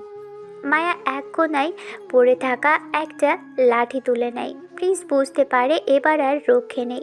মায়া চোখ দিয়ে যেন আগুন বের হচ্ছে। প্রিন্স রুমের ভিতরেই দৌড়তে শুরু করে, আর মায়া তাকে ধরার জন্য বিছানায়। প্রিন্স আর এক মুহূর্ত সেখানে দাঁড়ায় না। সে সোজা দৌড়ে নিজের আম্মু জাহিমার কাছে গিয়ে হাঁপাতে থাকে। জাহিমা তার ছেলের এমন অবস্থা দেখে কিছুক্ষণ বোকার মতো চেয়ে থেকে বলে, কি রে, এমনভাবে হাঁপাচ্ছিস কেন? কি হয়েছে তোর? মনে হচ্ছে যেন কোনো দৌড় প্রতিযোগিতা করে আসছিস। এত অস্থির লাগছে কেন তোকে? না আম্মু, আমি এখানে আর এক মুহূর্ত থাকবো না। প্লিজ তুমি আমার বাড়ি যাওয়ার ব্যবস্থা করে দাও এখনই। আরে কি হয়েছে, কি সেটা বলবি তো? হঠাৎ করে বাড়ি যাওয়ার বায়না ধরলি কেন? না মেজো আম্মু, আমি কিছু বলতে পারবো না। এখানে থাকলে আমি যে কোনো সময় খুনও হতে পারি। তুমি আমায় বাড়ি যাওয়ার ব্যবস্থা করে দাও। আমি যদি খুন হই তবে তোমরাও কিন্তু সমান দোষী হবে। আরে বাদ দে মেজো, ওর মতো ফাজিল ছেলের মাথায় কখন যে কি ভূত চাপে তার কোনো ঠিক নেই। এর থেকে আমরা যে গল্প করছিলাম সেটাই করি। ওই যা, তোর লেজ কাটা বান্দর আমার সামনে থেকে এখন যা। শোন প্রিন্স, তোর এখন কোনোভাবেই যাওয়া হবে না। বিয়ে শেষ হলে আরও কদিন আমাদের এখানে থেকে যাবি। তার আগে যাওয়ার কথা ভুলেও মুখে আনবি না কিন্তু। কত বছর পর এলি বলতো? মেজো আম্মু, তুমি বুঝতে পারছো না, এখানে থাকলে আমার প্রাণ সংশয় হতে পারে, আমার জীবন চরম বিপন্ন। আমার তোর থেকে অনেক ভালো জানি যে তোর প্রাণ যাবে কিনা। চুপচাপ এখানে থাকবি, আর যদি কাউকে না বলে চলে যাস তবে তোর খবর আছে। যা এখন এখান থেকে ভাগ। প্রিন্স মনে মনে বলে। কি জ্বালায় পড়লাম রে ভাই, এখানে থাকলে তো ওই মায়া চশমালি কানি হানি আমাকে নানির খালিঘর দেখিয়ে দেবে। সুযোগ পেলে আমার সাথে যে কি করবে তা কেবল উপরলাই জানেন। ভালো লাগে না। প্রিন্স ভয়ে ভয়ে রুম থেকে বের হয়। সে চারদিকে চোরের মতো উকিঝুঁকি মারে। যদি মায়াকে লাঠি হাতে দেখা যায়, সে আবারও দৌড়ে অর্কের রুমে গিয়ে বিছানায় শুয়ে পড়ে। লেপের নিচে ঢুকে সে নিজেকে লুকিয়ে ফেলে আর মায়ার হাত থেকে বাঁচার উপায় ভাবতে থাকে। অল্প কিছু সময় পর গ্রামের চেয়ারম্যানের প্রভাবশালী ছেলে রাশিক দলবল নিয়ে অর্কদের বাড়িতে বিয়ের দাওয়াতে আসে।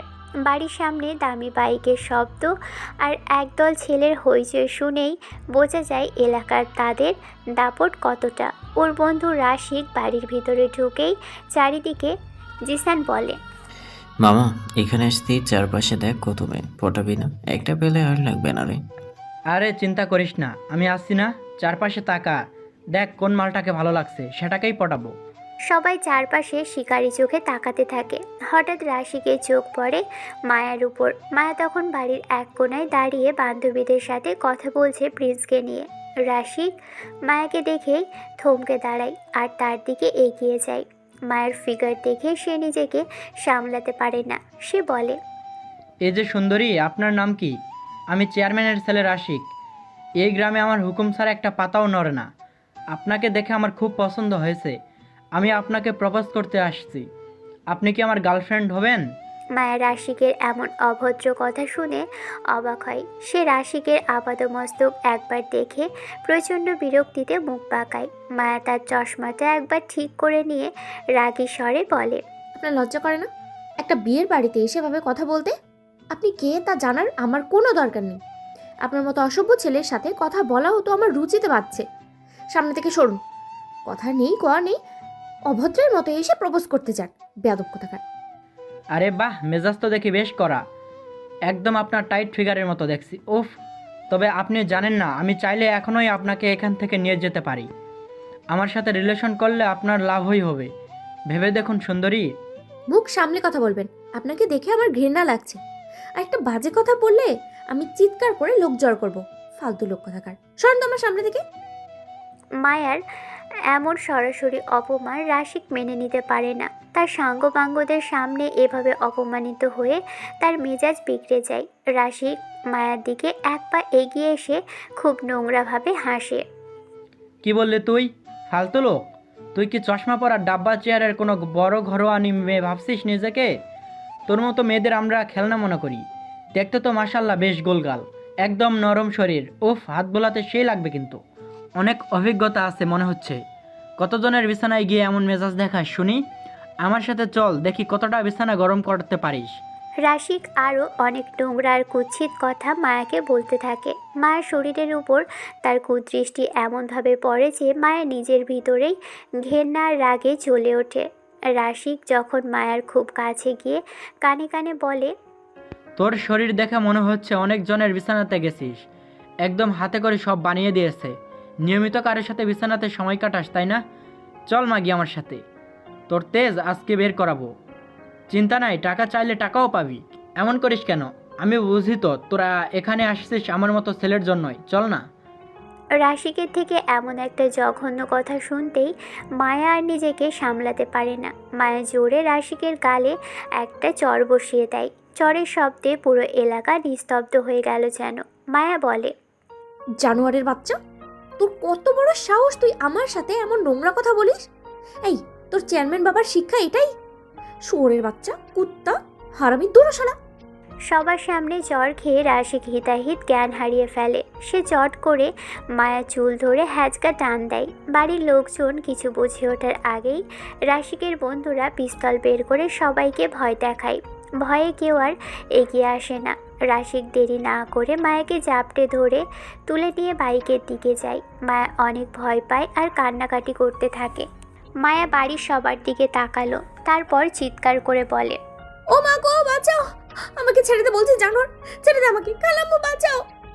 রাশিক মায়ার কোনো কথা শোনে না। সে মায়াকে তুলে নিয়ে দ্রুত গতিতে গ্রামের শেষ প্রান্তে একটা নির্জন জায়গায় চলে যায়। কেউ ভয়ে এগিয়েও আসে না। রাশিক জঙ্গলের ভিতরে আনে।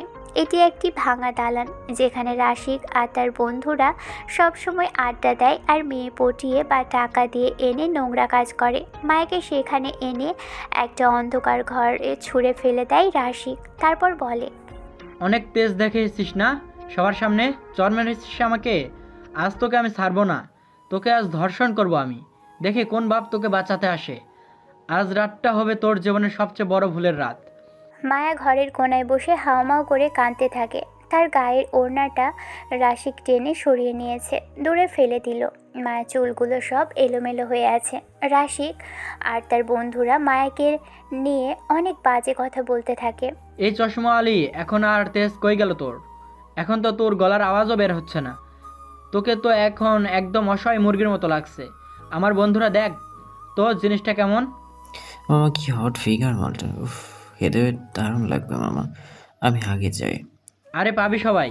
ওদিকে অর্কদের বাড়িতে তোলপাড় শুরু হয়ে যায়। বাড়ির আদরের মেয়েকে চেয়ারম্যানের ছেলে সবার সামনে থেকে তুলে নিয়ে গেছে। এটা কেউ মেনে নিতে পারছে না। অর্কের বাবা চেয়ারম্যানকে দাওয়াত দিয়েছিল। সে বলেছিল তার ছেলে যাবে। রাশিকে সেই ঝামেলাটা বাঁধিয়ে দিল।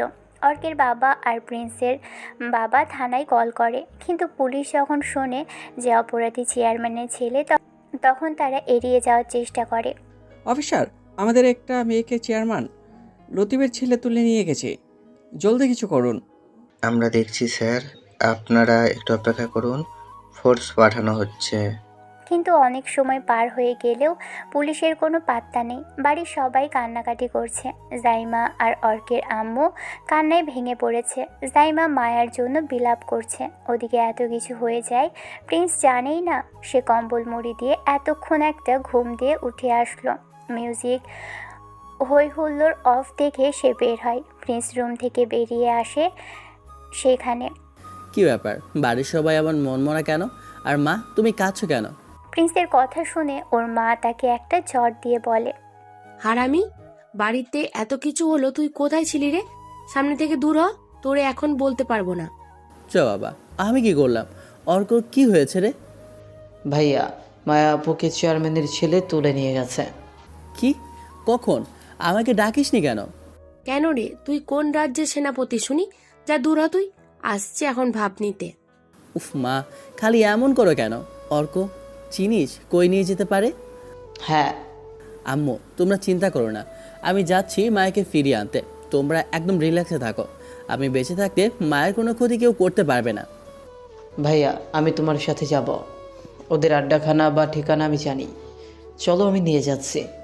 প্রিন্স আর অর্ক দ্রুত একটা বাইক নিয়ে রাশিদদের আস্তানায় দিকে রওনা দেয়। প্রিন্সের মনে তখন শুধু আগুন জ্বলছে।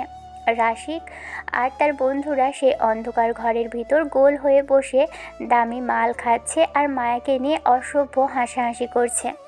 রোজি, মেয়েটাকে খেতে বললে জীবন সার্থক মামা। ঠিক বলেছিস তো, এমন মাল দেখি না সচরাচর। যেমন শরীর তেমন দেখতেও, পুরোই হটডগ। মদের গন্ধে পুরো ঘরের বাতাস বিষাক্ত হয়ে ওঠে।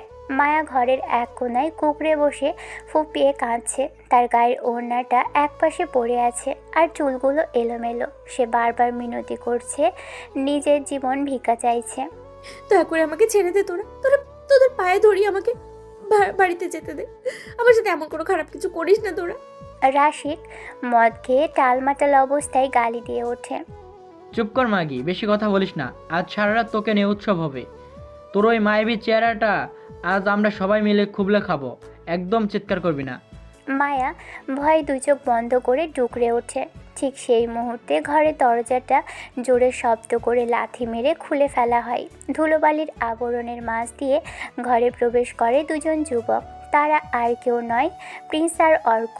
মায়া চোখ মেলে তাদের দেখে একদম অবাক হয়ে গেছে। সে স্বপ্নেও ভাবেনি যে এই ছন্নছাড়া আর ফজিল টাইপের প্রিন্স তাকে বাঁচাতে জীবনে ঝুঁকি নিয়ে এখানে আসবে। রাশিক আর তার বন্ধুরা এই অনাকাঙ্ক্ষিত আগমনে হকচকিয়ে যায়। রাশিকের বন্ধু জিসান আর সোহাগ তৎক্ষণাৎ উঠে দাঁড়ালো আর খুব নোংরা গালি দিয়ে চিৎকার করে। ওই জানোয়ার বাচ্চা, তোরা কার আরে কার অনুমতি নিয়ে এখানে ঢুকেছিস?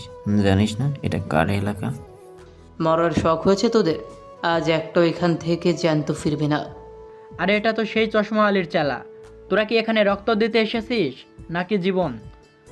প্রিন্স কোনো কথা না বলে স্থির দৃষ্টিতে সবার দিকে তাকায়। তার চোখ দিয়ে তখন যেন আগুনের ফুলকি বের হচ্ছে। সে চারপাশে তাকায়। মেঝের উপর পড়ে থাকা একটা ধারালো বড় ছুরি এক হ্যাচকায় তুলে নেয়।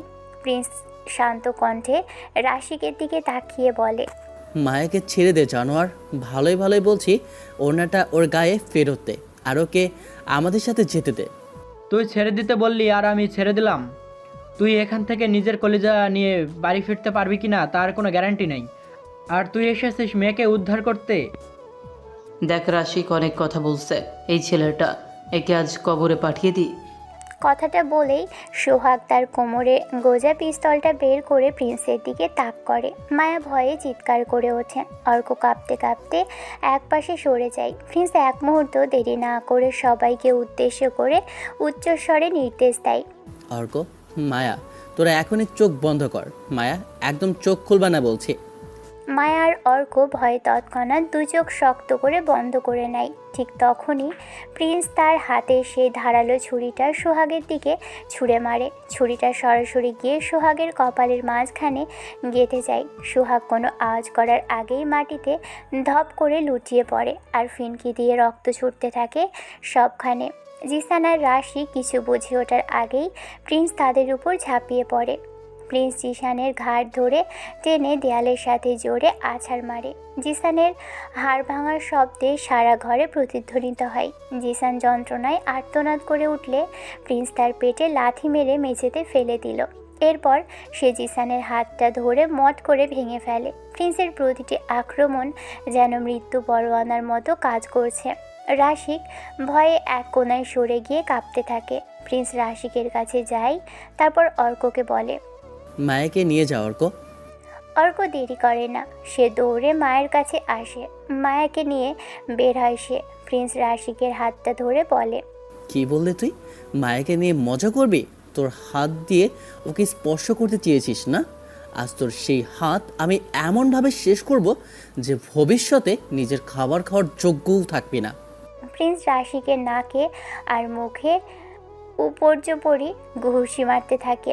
রাশিকের দাঁতগুলো ভেঙে রক্তে মেঝে ধুলো মাখামাখি হয়ে যায়। সে রাশিকের পায়ের উপর জোরে লাথি মেরে হাঁটু ভেঙে দেয়। রাশিকের চিৎকারও প্রিন্সকে থামাতে পারে না। সে একে একে জিসান আর রাশিকের শরীরের বিভিন্ন জায়গায় এমনভাবে আঘাত করে যা দেখলেও অনেক ভয়ঙ্কর।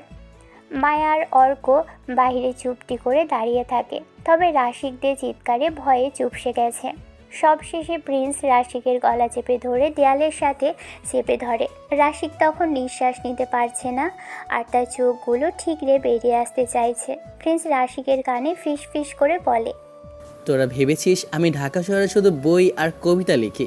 আমি শহরে থাকি ঠিকই, কিন্তু আমি একদম নাদান না। তোদের মতো কত রাস্তার কুকুর আমি প্রতিদিন সামলাই তা তোরা জানিসই না। আমি নিজেও একটা অন্ধকার জগৎ অর্থাৎ মাফিয়া গ্যাং চালাই।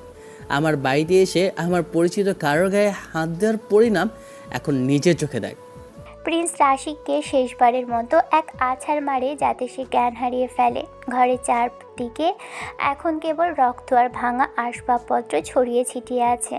প্রিন্স তার হাত থেকে রক্ত মুছে ফেলে বাহিরে এসে মায়ের কাছে যায়। মায়ের ওড়নাটা এনে তার গায়ে জড়িয়ে দিল। মায়া, আর ভয় নেই, ওরা আর উঠে দাঁড়াতে পারবে না। মায়া প্রিন্সের মুখের দিকে তাকালো। সে প্রিন্সের দিকে এমনভাবে তাকায় যেন সে অবাক হয়ে গেছে। অর্ক ভয়ে কাঁপতে কাঁপতে প্রিন্সের পিছনে এসে দাঁড়ায়। প্রিন্স মায়ের হাত ধরে হাঁটা শুরু করে। প্রিন্স মায়াকে নিয়ে বাইকের দিকে এগিয়ে যায়। বাড়িতে এসে সব কিছু ঠিকঠাক করে গেল। মায়াকে পেয়ে বাড়ির সবাই খুশি। প্রিন্স সবাইকে বলে, আমি আর অর্ক থানাতে গিয়েছিলাম, পুলিশকে নিয়ে সে জায়গাতে যে মায়াকে ছাড়িয়ে আনছি। সবাই সেটা বিশ্বাস করে। তারপর যে যার ঘরে চলে যায়। পরের দিন সকালে চারিদিকে সানাইয়ের সুর বাজছে। আজ অহনাবুর বিয়ে। বাড়ির উঠানে প্যান্ডেল করা হয়েছে আর রান্নাবান্নার এলাহি কাণ্ড চলছে। প্রিন্সও আজ বেশ চনমনে মেজাজে আছে। সে পাঞ্জাবি পরে বিয়ের অনুষ্ঠানে টুকটাক সাহায্য করছে, কিন্তু তার চোখের দৃষ্টি বারবার একটা নির্দিষ্ট দিকে আটকে যাচ্ছে। মায়া আজ নীল রঙের একটা শাড়ি পরেছে। সে কখনো বাড়ির দরজায় আলপনা দিতে ব্যস্ত থাকছে, আবার কখনো ঘর সাজানোর তদারকি করছে। মাঝে মধ্যে ডেকোরেশনের লোকেদের কাজ পছন্দ না হলে তাদের সাথে চিল্লামিল্লি করে ঝগড়া বাঁধিয়ে দিচ্ছে। জাইমা মায়াকে অনেক বুঝিয়ে স্বাভাবিক করেছে। প্রিন্স দূর থেকে মায়ের প্রতিটি অঙ্গভঙ্গি খুঁটিয়ে দেখছে। গোল গোল চশমা পরা মাঝারি গড়নের এই মেয়েটা যখনই রেগে যাচ্ছে তখনই তাকে সব চাইতে বেশি আকর্ষণীয় লাগছে। প্রিন্স বারবার তার দিকে তাকাচ্ছে, আর যখনই মায়া সেটা খেয়াল করছে অমনি সে রাগে গজগজ করে উঠছে। মায়া তার মুখের রাগী ভাবটা আরও বাড়িয়ে দিয়ে ডান হাতের আঙুল দিয়ে নাক ঘষে এমন একটা ইশারা করছে যেন সে প্রিন্সকে পরে বোঝাবে বারবার তাকানোর মজা কেমন। মায়া, তুমি যত রাগ করবে তোমাকে তত বেশি সুন্দর লাগবে। মায়া তাকালেই প্রিন্স গাল চওড়া করে মুচকি হাসছে। সে হাসি দেখে মায়া রাগে একদম আগুন হয়ে যাচ্ছে, আর বারবার নাকের উপরে চশমাটা নাড়াচ্ছে। প্রিন্স ভাবে মেয়েটা যদি চশমা না পরতো তবে হয়তো তাকে একদমই সাধারণ লাগতো। ও চেহারাটাই যেন আল্লাহ তৈরি করেছে কেবলই গোল ফ্রেমে চশমা পরার জন্য। এই চশমাওয়ালিকে নিজের করে পেতে প্রিন্সের মন এখন ব্যাকুল, কিন্তু মেয়েটা যে হারে রাগ করছে তাতে তাকে কিভাবে পটাবে তা প্রিন্স একদমই ভেবে পাচ্ছে না। সে অর্ককে দেখে ইশারায় কাছে ডাকে। ওরে অর্ক, শোন, তোর এই খালাতো বোন কি সবসময় এত রেগে থাকে? কেন ভাইয়া, আবার কি হলো? ও তো মায়া। মায়া মানে তো সারাক্ষণ মাথায় 24 ভোল্টের রাগ নিয়ে ঘোরা। ইস, কি সুন্দর রাগে, দেখেছিস? এই রাগী মেয়েটাকে আমার 25 নাম্বার বানাতে হবে। পাগল হয়েছে ভাইয়া, ও কিন্তু তোমাকে আস্ত চিবিয়ে খাবে। আহ, কালকে দেখলি না কত ভয় পেয়েছিল? প্রিন্স অর্কের কথায় পাত্তা না দিয়ে আবারও মায়ার দিকে তাকায়। প্রিন্স চোখের ইশারায় তাকে একটা উড়ন্ত চুমু দেওয়ার ভান করতেই মায়া হাতে জুতো তুলে দেখায়। প্রিন্স খিলখিল করে হেসে ওঠে। সে জানে এই পাহাড় সমান রাগের নিচে কোথাও না কোথাও ভালোবাসা লুকোনো আছে। সকালের কাজের ব্যস্ততা আর সবার রেডি হওয়া নিয়ে সময়টা যে কখন চট করে পেরিয়ে যায় প্রিন্স তা একদমই খেয়াল করেনি। বাড়ির সবাই মোটামুটি তৈরি হয়ে নিচে নেমে গেছে।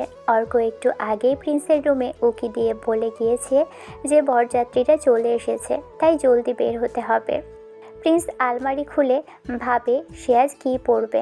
অনেক ভেবে চিনতে সে একটা মেরুন কালারের পাঞ্জাবি বের করে পরে নেয়, সাথে পাঞ্জাবির ওড়নাটা স্টাইল করে কাঁধে ঝুলিয়ে দেয়। প্রচণ্ড শীত লাগলেও প্রিন্সের কাছে ভাব নেওয়াটা সবার আগে। সে আয়নায় নিজেকে একবার দেখে বেশ ভাবসাব নিয়ে ঘরের বাহিরে আসে, কিন্তু তার চোখ দুটো মায়াকে খুঁজে বেড়াচ্ছে। সে মনে মনে বলে, মায়া কোথায়? মেয়েটাকে দেখছি না কেন? বরের গাড়ি বাড়ির গেটে চলে এসেছে দেখে প্রিন্স দ্রুত সেখানে যায়। গ্রামের মেঠো পথে গাড়ির হর্ন আর মানুষের কলরবে মুখরিত চারপাশ। বাড়ির বড়রা সবাই হাসি মুখে দাঁড়িয়ে আছে বরকে স্বাগতম জানানোর জন্য। ভিড়ের মাঝে চোখ পড়তেই প্রিন্স থমকে দাঁড়ায়। এ কি, মায়াও আজ তার মতো মেরুন কালারের শাড়ি পরেছে? প্রিন্স অবাক হয়ে ভাবে, এটা কি নিছক কাকতালীয় নাকি ভাগ্যের লিখন? সে তো আগে থেকেই জানতো না যে মায়া আজ এমন কালারের শাড়ি পরবে। মেরুন শাড়িতে মায়াকে আজ মারাত্মক সুন্দর লাগছে। প্রিন্স অপলক দৃষ্টিতে তাকিয়ে থাকে আর ভাবে, ইস, মেয়েটার হাত আজ বড্ড ধরতে ইচ্ছে করছে। দুপুর গড়িয়ে গেছে। বরযাত্রীরা সবাই একে একে গাড়ি থেকে নামছে। প্রিন্স, অর্ক, মায়া আর পাড়ার কিছু ছেলে মেয়ে গেটে আড়াআড়িভাবে ফিতে ধরে দাঁড়িয়ে আছে। তাদের লক্ষ্য একটাই, বরপক্ষের কাছ থেকে গেট সাজানোর মোটা অঙ্কের টাকা আদায় করা। হাসি ঠাট্টা আর আড্ডার মাঝে হঠাৎ করে একটা দামি গাড়ি থেমে একটা মেয়ে নিচে নামলো। মেয়েটা দেখতে এতটাই আকর্ষণীয় আর মোহনীয় যে প্রিন্স আর অর্ক সেদিকে তাকিয়ে হা হয়ে যায়। মেয়েটার সৌন্দর্যে পুরো গেটের পরিবেশ যেন বদলে যায়। প্রিন্স এক মুহূর্তের জন্য মায়াকে ভুলে সেই নবাগতা মেয়েটার দিকে তাকিয়ে থাকে। অর্ক, এটা কে রে? উফ, এই মেয়েটাকেও আমার লাগবে। ভাই, ব্যবস্থা কর। ছি ভাইয়া, ছি। গতদিন অবধি মায়া মায়া করে পাগল হয়েছিলে, আর আজকে নতুন কাউকে দেখে মন বদলে গেল। আমি বুঝি না তোমার এটা মন নাকি পানির ড্রাম। যাকে সামনে পাও তাকে জায়গা দিতে চাও? তুই বেশি কথা বলিস অর্ক, যা বলছি তা আগে শোন আর মেয়েটাকে দেখতে থাক। প্রিন্স আর অর্ক দুজনে মিলে যখন সেই নতুন মেয়েটাকে দেখতে ব্যস্ত, তখনই তাদের কানের কাছে বাজের মতো কারো কণ্ঠস্বর ভেসে আসে। প্রিন্স চমকে পিছনে তাকাতেই দেখে মায়া তার দিকে রাগী চোখে তাকিয়ে আছে। মায়া চেহারায় তখন হিংসের মেঘ জমেছে। এত তাকানোর কি আছে শুনি? জীবনে কি মেয়ে দেখা হয়নি কখনো? মনে হচ্ছে মেয়েটাকে গিলেই খাবে। অসভ্য সব ছেলেরা, ফালতু যথেষ্ট। মায়ার এমন তপ্ত কথা শুনে প্রিন্স লজ্জায় একদম চুপসে যায়। সে মনে মনে ভাবে, হায় হায়, যেখানেই রাত হয় সেখানেই কি বাঘের ভয় থাকে? মায়ার সামনে অন্য মেয়েকে নিয়ে ফ্যান্টাসি করাটা যে কত বড় ভুল হয়েছে তা প্রিন্স হাড়ে হাড়ে টের পায়। সে আর সেখানে এক সেকেন্ডও দাঁড়ায় না। প্রিন্স বোঝে এখানে বেশিক্ষণ থাকলে তার মান সম্মান আর 25 নাম্বার হওয়ার আশা দুটোই যাবে। তাই সে মুখ নিচু করে সেখান থেকে জলদি কেটে পড়ে। সরি মায়া, আর হবে না, তুমি আমার আসল চশমাওয়ালি। প্রিন্স ভিড় ঠেলে বাড়ির ভিতরের দিকে চলে যায় আর মায়ার আগে গজগজ করতে করতে চশমাটা নাকের উপর ঠিক করে নেয়। সে মনে মনে ঠিক করে যে এই প্রিন্সকে আজ সে ছাড়বে না। কিছু সময় পর বরযাত্রীর লোকেরা সবাই এক এক করে বাড়িতে প্রবেশ করে। বরের সাথে অনেকগুলো মেয়েও আছে। প্রিন্স মনে মনে ভাবে যে সিঙ্গেল আর এসব মেয়ে এখন তার। সে সবার দিকে মুগ্ধ হয়ে তাকাচ্ছে আর মনে মনে কাকে কাকে প্রপোজ করা যায় সেই ফন্দি আঁটছে, কিন্তু সরাসরি কারোর সামনে গিয়ে কথা বলার সাহস সে সঞ্চয় করতে পারছে না। ওদিকে বরযাত্রীদের খাবার দেওয়ার জন্য মেজো চাচা প্রিন্সকে ডাকে। সবার খাওয়ার জন্য বিশাল আয়োজন করা হয়েছে। আর ভাগ্যের কি পরিহাস, প্রিন্সের দায়িত্ব পড়ে ঠিক সেই সুন্দরী মেয়েটার টেবিলে, যাকে সে গেটে দেখেছিল। ব্যাস, প্রিন্স কি আর পাইকে? প্রিন্স জীবনে কখনো নিজের খাবার নিজে বেড়ে খায়নি, অথচ আজ সে একটা মেয়ের জন্য পরম উৎসাহে খাবার পরিবেশন করছে।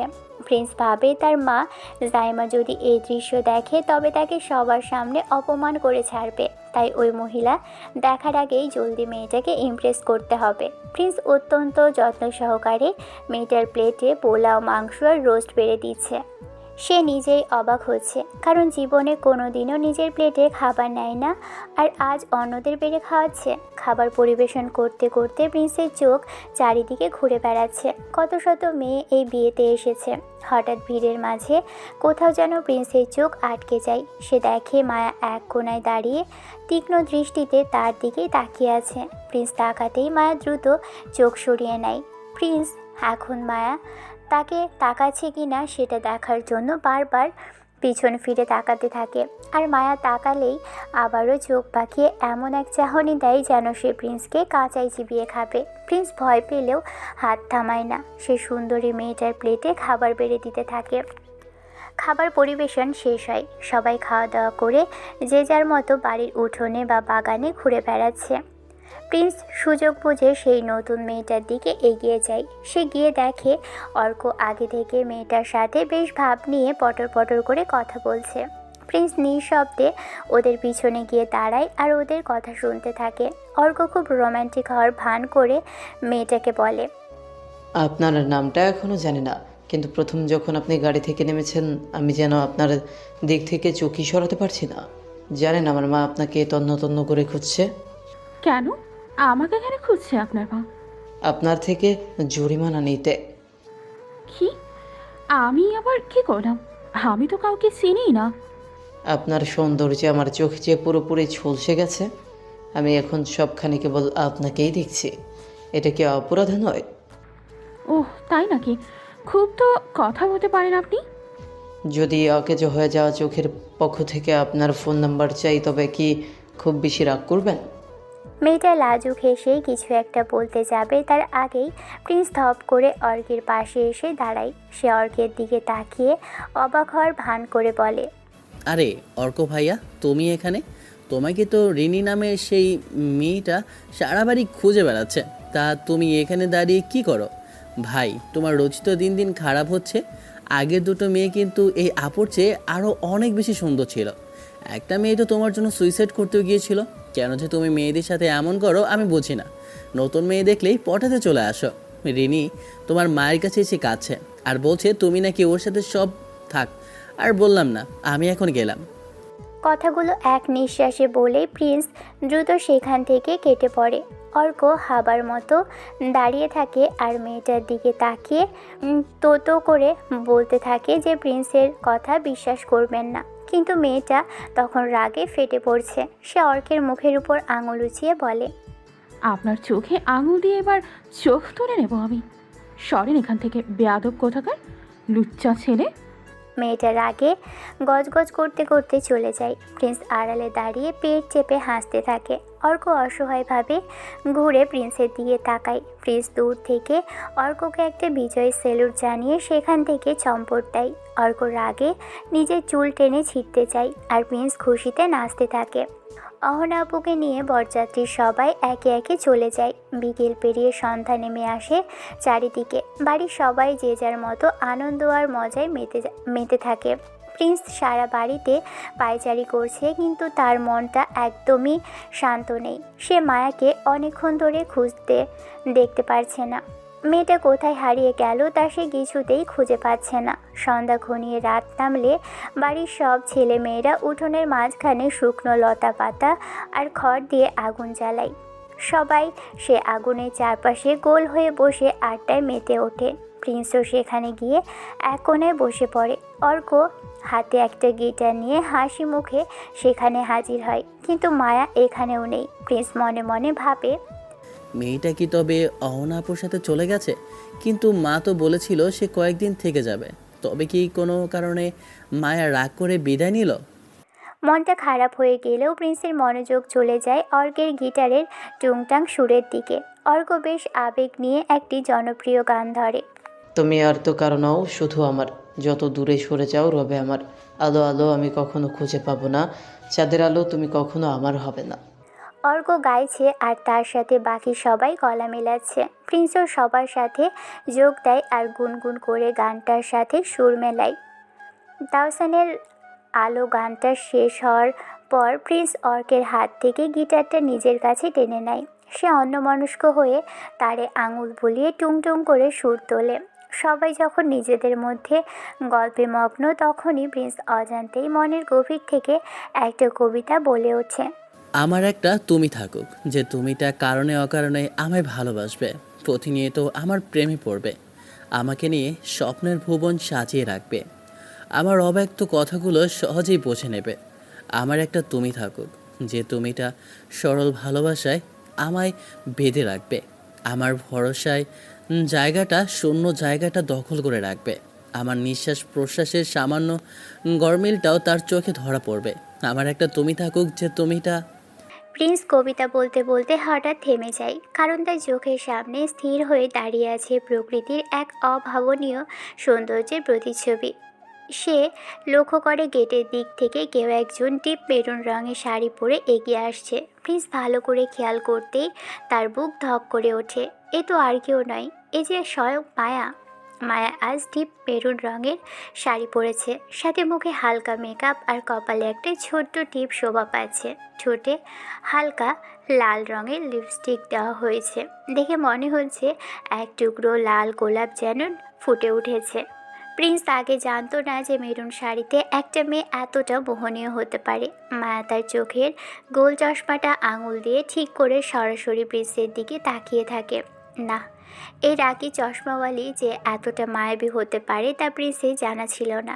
সে এক মুহূর্তের জন্য চোখ ফেরাতে পারে না, বরং হাঁ করে মায়ার দিকে তাকিয়ে থাকে। প্রিন্সকে অবাক করে দিয়ে মায়া সোজা এগিয়ে আসে আর প্রিন্সের ঠিক পাশেই ধপ করে বসে পড়ে। প্রিন্স অস্বস্তিতে উঠে যেতে যায়, তখনই মায়ের শক্ত করে প্রিন্সের হাত চেপে ধরে। সে ফিসফিস করে প্রিন্সের কানের কাছে মুখ নিয়ে বলে, তোর আজ খবর আছে বাদর ছেলে। প্রিন্স মায়ের স্পর্শে শিউরে ওঠে। সারা শরীর যেন তার কাঁপতে শুরু করে দিয়েছে। সে আজ প্রথমবার মনে মনে স্বীকার করে যে এই রাগী চশমাওয়ালি মেয়েটার উপরে সে সত্যি সত্যি প্রেমে পড়ে গেছে। আগের 24টা গার্লফ্রেন্ডের প্রতি তার কখনো এতটা আবেগ বা টান কাজ করেনি। প্রিন্স কিছু বলে না, কেবল চুপচাপ মাথা নিচু করে বসে থাকে। মায়া তখন অর্কের দিকে তাকিয়ে বলে, এই অর্ক, তোর ভাইয়া এত দারুণ কবিতা বলতে পারে, তুই আগে বলিস নাই কেন? আসল কথা হলো তোর যে এমন একটা ভাই আছে সেটাও আমাকে বলিস নি কেন? কেন রে মায়া আপু, বললি কি তুমি আগেই এই পচা ভাইয়ার প্রেমে পড়তে? অর্ক, একদম ফাজলামি করবে না। আমার সামনে থেকে যা এখনই, না হলে পিটিয়ে তোর না তক্তা বানিয়ে ফেলবো, বুঝলি? আরে তুমি চেনো না ওরে, ছোটবেলার কথা মনে নেই তোমার? মায়া, তোমার গালের নিচে দেখো একটা ছোট্ট কালো দাগ আছে, সেটা কেন হয়েছে জানো না? এই ফ্রেঞ্চ ফ্রাই তো কামড় দিয়ে ওটা বানিয়ে দিয়েছিল। হরামি অর্ক, তুই থামবি এখন, একদম বাজে বকবক করবি না। মুরব্বি মুরব্বি এখন কেমন লাগে ভাইয়া? খুব তো ভাব মারছিলে সকালে। সবাই হাসাহাসি করতে থাকে, কিন্তু প্রিন্স আজ একদম চুপ হয়ে বসে থাকে। সে এতটা লজ্জা পাচ্ছে যে তা ভাষায় বর্ণনা করা সম্ভব নয়। প্রিন্স আর চোখে মায়ের দিকে তাকায় আর দেখে মায়া তখনও তার হাতটা ছাড়েনি এবং মৃদু হাসছে। এভাবেই কেটে যায় আরও 2 দিন। এই 2 দিনে মায়ের সাথে প্রিন্সের সরাসরি কথা খুব একটা না হলেও দুজনের মধ্যে চোখাচোখি হয় অনেকবার। প্রিন্স মনে মনে ভাবে, কোনো প্রেম শুরুর সময় এই পলকহীন তাকিয়ে থাকা বা চোখাচোখিটাই সবচাইতে বেশি গুরুত্বপূর্ণ। 2 দিন পর আজ অহনার শ্বশুর বাড়িতে বৌভাতের অনুষ্ঠান। বাড়ির সবাই সেখানে যাবে বলে যে যার মতো করে গুছিয়ে নিচ্ছে, কিন্তু প্রিন্সের আজ সেখানে যেতে একদমই ইচ্ছে করছে না। তার না যাওয়ার পিছনে কারণ একটাই, আর সে হলো মায়া। প্রিন্স ভাবে সেখানে গেলে অনেক মেয়ে থাকবে, আর সে যদি কারোর দিকে তাকাতে যায় তবে মায়া নিশ্চয়ই তার মাথার চুল কেটে ফেলবে। যদিও এদিকে তাদের মধ্যে খুব একটা কথা হয়নি, তবুও মায়াকে প্রিন্সের কেন যেন অনেক ভয় লাগে। মায়ের সামনে যেতে বা ওর আশেপাশে থাকতে প্রিন্সের কেমন যেন বুক কাঁপে। সে প্রথমে না যাওয়ার সিদ্ধান্ত নিলেও জাইমা অর্থাৎ তার আম্মুর কড়া নির্দেশে আর জোড়াজুড়িতে শেষ পর্যন্ত যেতে রাজি হয়। প্রিন্স আজ একটা গাঢ় নীল রঙের পাঞ্জাবি পরে বেশ ফিটফাট হয়ে গাড়িতে উঠে বসে আছে। বৌভাতের অনুষ্ঠান রাতে হলেও তারা সবাই বিকেলেই রওনা দেয়। প্রিন্স গাড়ি জানালার পাশে বসে আছে, তখনই তার চোখ যায় গাড়ির মেন গেটের দিকে। সে দেখে গাঢ় নীল শাড়ি পরা, চোখ ধাঁধানো এক রূপসী রমণী ধীর পায়ে গাড়ির দিকে আসছে। প্রিন্স ভালো করে তাকিয়ে চিনে ফেলে, এ তো আর কেউ নয়, এ তার সেই চশমাওয়ালি মায়া। আজ মায়ার চশমার ফ্রেমেও কেমন এক নতুনত্বের ছোঁয়া লাগে। চোখে গোল চশমা আছে বলেই প্রিন্স চিনতে পারে যে এটা মায়া না হলে মনে হতো কোনো তামিল সিনেমার সুন্দরী মোটো নায়িকা।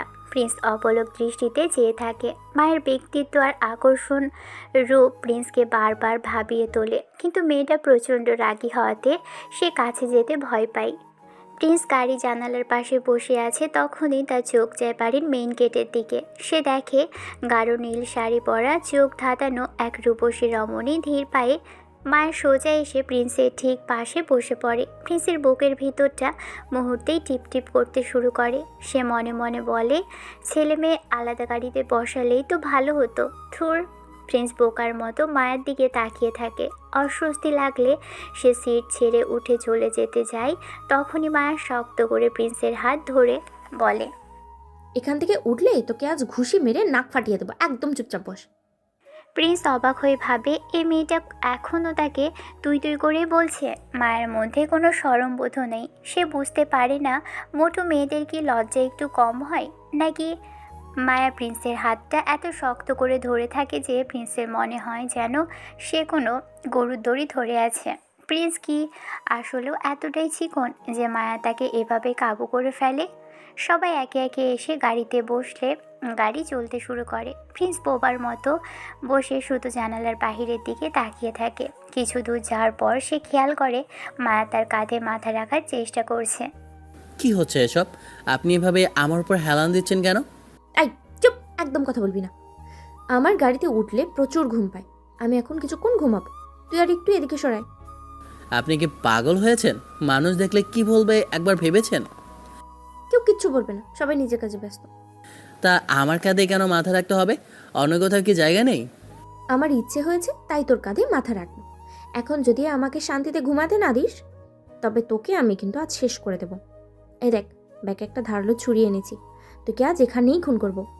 প্রিন্স চমকে ওঠে। সে দেখে মায়া সত্যি সত্যি ব্যাগের ভিতর থেকে একটা ছুরি বের করে তাকে দেখাচ্ছে। প্রিন্স ভাবে কি সাংঘাতিক মেয়ে রে বাবা। সে ভেবেছিল চশমাওয়ালি বুঝি খুব কিউট আর শান্ত স্বভাবের হবে, কিন্তু এই মায়া তো একদমই অন্যরকম। প্রিন্স মনে মনে প্রতিজ্ঞা করে আর কোনোদিনও চশমাওয়ালির উপর ক্রাশ খাবে না। মায়া কিছুক্ষণ পর প্রিন্সের কাঁধে মাথা রেখে চোখ বন্ধ করে ফেলে। প্রিন্স পুরোটা রাস্তা একদম মূর্তির মতো বসে থাকে। বেশ কিছু সময় পার হওয়ার পর পরপক্ষের বাড়িতে এসে পৌঁছয়। গাড়ি থেকে নেমেই সবাই যার যার মতো আড্ডায় মেতে ওঠে। প্রিন্স একা একা পুরো বাড়ি ঘুরে দেখছে, তখনই অপরিচিত কেউ একজন তাকে পিছন থেকে ডাক দেয়। আপনি কি প্রিন্স? প্রিন্স অবাক হয়ে পিছনে তাকায়। সে দেখে তার সমবয়সী একটা মেয়ে সামনে দাঁড়িয়ে আছে। মেয়েটাকে কেমন যেন চেনা চেনা লাগে প্রিন্সের। এই মেয়েটার চোখেও গোল ফ্রেমে চশমা পরা, আর সম্ভবত সেই কারণেই তাকে পরিচিত মনে হচ্ছে। প্রিন্স একটু হেসে সৌজন্যমূলক কিছু বলতে যাবে, তখনই হঠাৎ কেউ একজন তার পিছন থেকে কড়া গলায় কথা বলে ওঠে। এত হাসির কিছু নেই এখানে। আর তোমার নাম কি, মিলি না? প্রিন্স চমকে উঠে তাকিয়ে দেখে মায়ের রেগে দাঁড়িয়ে আছে। মিলি নামটা শুনেই প্রিন্সের মনে পড়ে যায় যে এটি সেই মেয়ে যাকে সে বিয়ের দিন খাবার বেড়ে দিচ্ছিল। প্রিন্স বোকার মতো মায়ের দিকে তাকিয়ে থাকে। কিছু বুঝে ওঠার আগেই হুট করে সজোরে প্রিন্সের গালে এসে একটা চড় বসিয়ে দেয় মায়া। প্রিন্স গালে হাত দিয়ে স্তব্ধ হয়ে দাঁড়িয়ে থাকে। বেয়াদব ছেলে, মেয়েদের সাথে টাঙ্কি মারার জন্য তুই এখানে এসেছিস? অর্ক ঠিকই বলেছিল, তুই একটা আস্ত পদের হাড্ডি, কিন্তু আমি বোকা বলেই বিশ্বাস করিনি। এখানে নিজের চোখে না দেখলে টেরই পেতাম না তোর আসল রূপ। যা এখান থেকে, একদম চোখের সামনে আসবি না। না, আমি যাচ্ছি, তোর মতো ছেলের চেহারা দেখতেই চাই না। মায়া হন হন করে সেখান থেকে চলে যায়। প্রিন্স মাঝ রাস্তায় দাঁড়িয়ে কি করবে তা বুঝতে পারে না। সে মনে মনে বলে, শালার অর্ক নির্ঘাত মায়ের কান ভাঙিয়েছে। শয়তান ছেলেটাকে এখন হাতে নাগালে পেলে কী যে করতো তা প্রিন্স নিজেও জানে না। রাগে আর অপমানে প্রিন্স বরের বাড়ি থেকে বেরিয়ে আসে। মেজাজটা এতটাই বিগড়ে আছে যে সে সোজা হাঁটতে থাকে। বরের বাড়ি থেকে বেরিয়ে খুব বেশি দূরে না আসে ঘুরতে ঘুরতে নির্জন একটা নদীর পাড়ে গিয়ে চলে আসে প্রিন্স। সেখানে ঘাসের উপর একা বসে অনেকটা সময় পার করে দেয় সে। সময়ের খেয়াল থাকে না, আর এক সময় তার ফোনের চার্জ শেষ হয়ে ফোনটা পুরোপুরি বন্ধ হয়ে যায়। রাত 8টা বাজার পর মিস আবারও বরের বাড়িতে ফিরে যায়। বাড়িতে ঢুকেই সে দেখে এক অদ্ভুত পরিস্থিতি।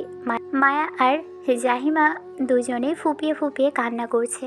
বাড়ির বাকি সবাই বেশ গম্ভীর মুখে এদিকে ওদিকে দাঁড়িয়ে আছে, আর প্রিন্সকে দেখা মাত্রই তারা এলিয়েনের মতো তার দিকে তাকাতে শুরু করে।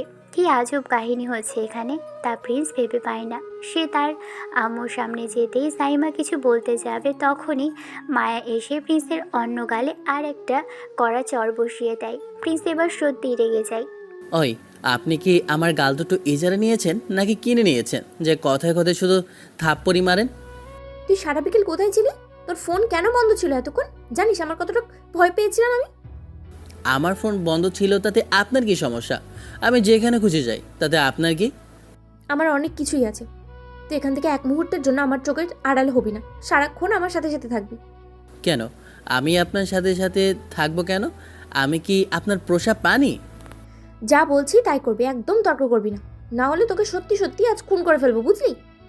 আচ্ছা ঠিক আছে, আপনি যা বলবেন তাই হবে। শান্ত হন প্লিজ। মায়া তার রাগী চোখ দুটো বড় বড় করে দেখিয়ে আর কিছু না বলে সেখান থেকে চলে যায়। পুরো বাড়ি ভর্তি মানুষজন প্রিন্সের দিকে এমনভাবে তাকিয়ে আছে যেন সে ভিন গ্রহ থেকে আসা কোনো প্রাণী। প্রিন্স মনে মনে জানে এরা সবাই তাকে নিয়ে অনেক চিন্তায় ছিল, কিন্তু কেউ কি খুঁজে দেখেনি? নাকি সে নদীর পাড়ে গিয়ে একা বসে থাকবে এটা কেউ ভাবতেই পারেনি।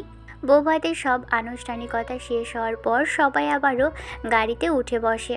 মায়া আবারও ঠিক প্রিন্সের পাশে সিটটাই দখল করে নেয়। প্রিন্স একটু স্বস্তি পায়, কারণ এবার মায়ার হাতে সেই ভয়ঙ্কর ছুরিটা নেই। প্রিন্স মায়াকে উদ্দেশ্য করে কিছু বলতে যাবে, তার আগেই মায়া কোনো কথা না বলে আবারও প্রিন্সের কাঁধে মাথা এলিয়ে দেয়। প্রিন্স অস্বস্তিতে একটু সরে যেতেই মায়া এক চোখ খুলে প্রচণ্ড রাগী দৃষ্টিতে তার দিকে তাকায়। প্রিন্স ভয় পেয়ে আবারও মায়ার দিকে ঘেঁষে বসে। মায়া পরম শান্তিতে প্রিন্সের কাঁধে মাথা রাখে। স্বাধীন, তোমাকে নিয়ে বাড়ির সবাই অনেক দুশ্চিন্তা করছে, আমিও খুব চিন্তায় ছিলাম। তোকে খুঁজতে খুঁজতে আমি আজ খুব ক্লান্ত হয়ে গেছি। এখন আর বিরক্ত করবি না। ঠিক আছে, ঘুমান। গাড়ির ভিতরে মৃদু অন্ধকার আর ঝিঝি পোকার ডাক শোনা যাচ্ছে বাইরে থেকে। মায়া একটু ঘুমিয়ে পড়তেই প্রিন্স খুব সাবধানে ওর মাথাটা নিজের কাঁধ থেকে সরিয়ে দেয়, কিন্তু সরাতেই ঘটে এক বিপত্তি। সাথে সাথে মায়া ঘুমের ঘোরে প্রিন্সের হাতে সজোরে একটা চিমটি কাটে। প্রিন্স ব্যথায় কুকড়ে উঠে চিৎকার করে ওঠে। আউ! ওই, আপনি আমাকে চিমটি কাটলেন কেন? তুই কাঁধ থেকে আমার মাথা সরালি কেন? তুই কি আমি অনুমতি দিয়েছি মাথা সরানোর?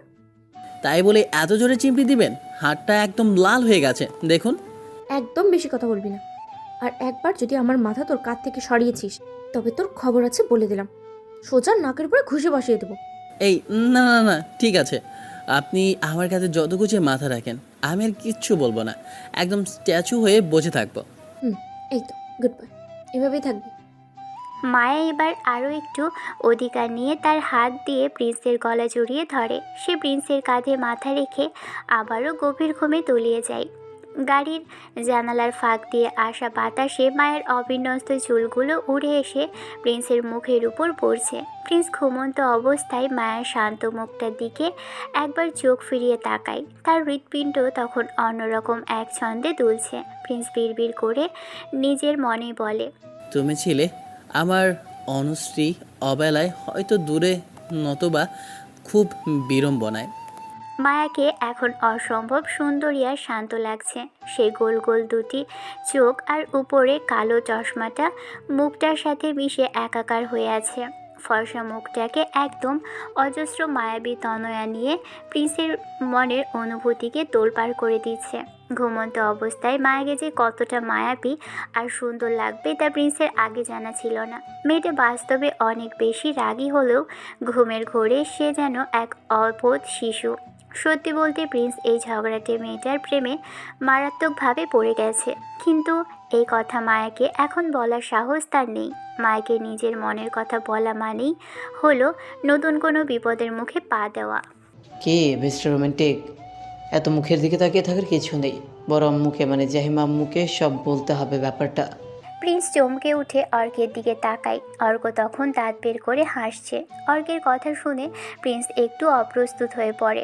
অর্কর সাথে সাথে মাথা নিচু করে মিটিমিটি হাসতে থাকে। প্রিন্স অর্ককে কিছু বলে না, কেবল মুচকি হেসে মায়ের দিকে মায়াবী দৃষ্টিতে তাকিয়ে থাকে। কিছুক্ষণ পর গাড়ি এসে গ্রামের বাড়ির গেটের সামনে থামে। প্রিন্স আলতো করে মায়াকে ডাকে, এই যে উঠুন, আমরা আমাদের জায়গায় চলে এসেছি, গাড়ি থেকে নামতে হবে তো। বিরক্ত করিস না তো এখন। হয়েছে, অনেক ঘুমিয়েছেন, এবার উঠুন, সবাই নেমে যাচ্ছে।